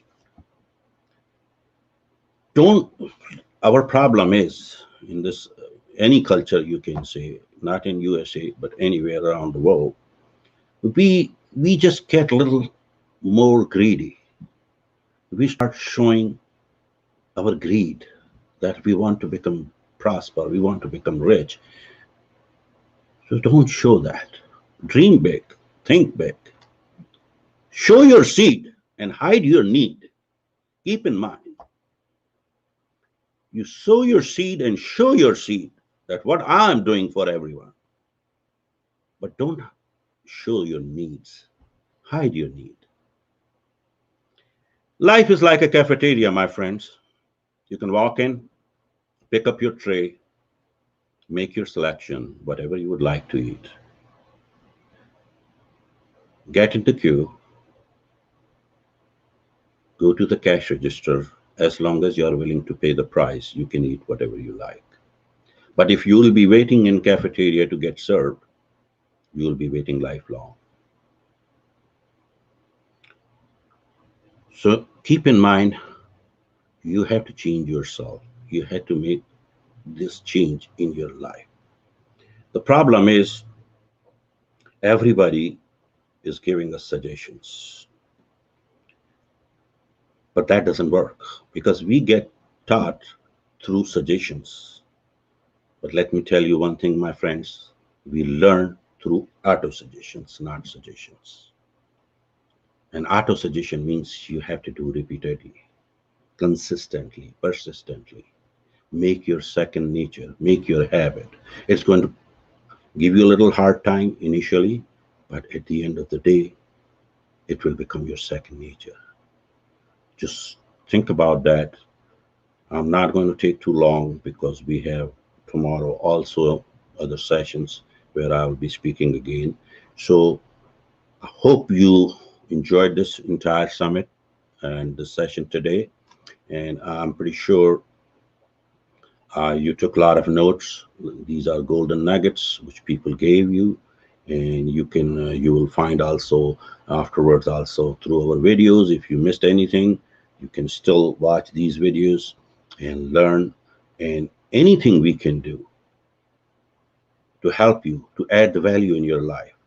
We have a team of this Learn to Grow Rich, and we have a great team here for the coaches, trainers, and speakers. And plus all these speakers, which you just heard, they all are also our strategic partners. You can reach out to us, you can reach out to them. We showcase them. We got you connected with them. If anyone you feel like you match with their niche, you can get connected. Otherwise, you will see in the future, we are going to have a lot of joint ventures and all these things. We will be doing it.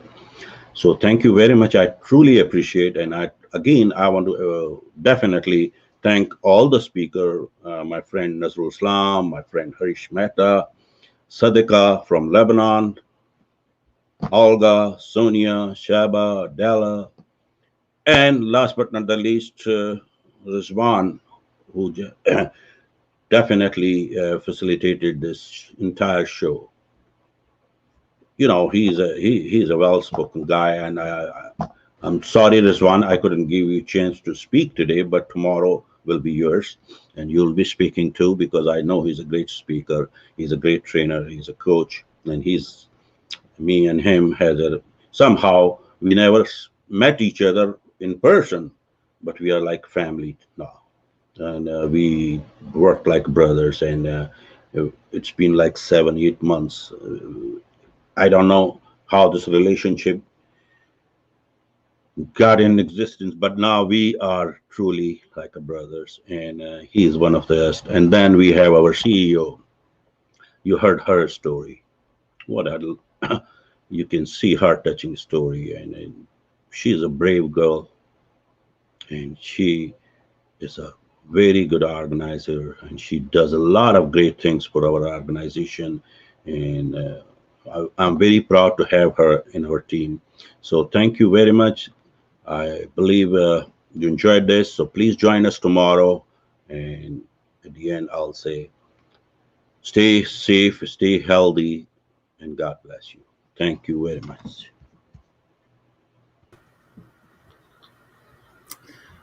Thank you, Dr. Faz, and thank you again. You actually capture all the audience, and it's just over 3 hours, and we have learned a lot. And I think mindset would be different one.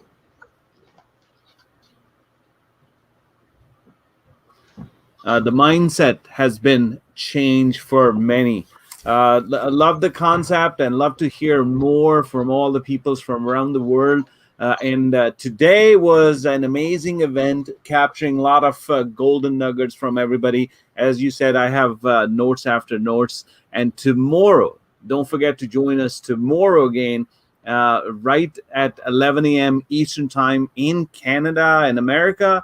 And then whatever the world time had, I believe in Pakistan will be 8 p.m.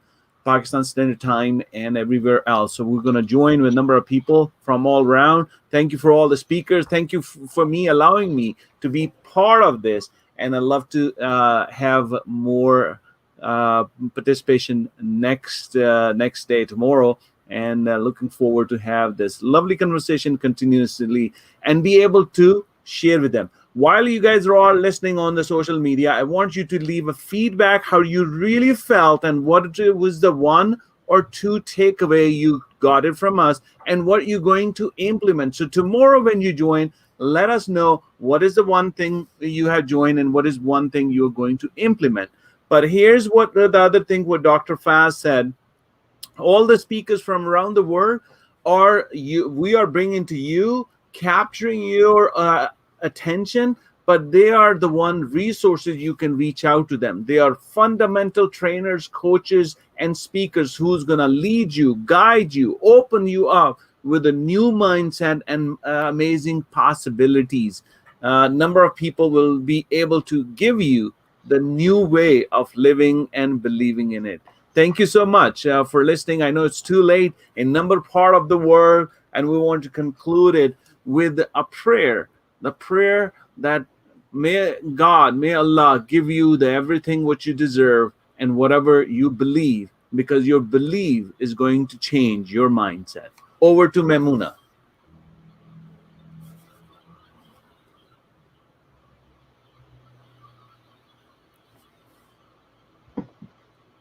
Memuna, you are muted.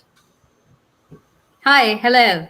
So thank you so much, Rizwan, for facilitating this wonderful session. I am truly thankful to you and all our speakers who joined us tonight and shared their wisdom, their stories, and it has been truly wonderful. And with that thought, we will be joining you tomorrow, and we have a great number of speakers tomorrow, and it would be mostly in Urdu. Today, we tried to cater all the English speakers so everyone can get maximum benefit, whether you are an English speaker or Urdu speaker, you would get most out of it. And with that thought, I say goodbye to everyone, and we shall see you tomorrow again. Thank you so much. Good night. Thank you. Thank you. Allah Hafiz.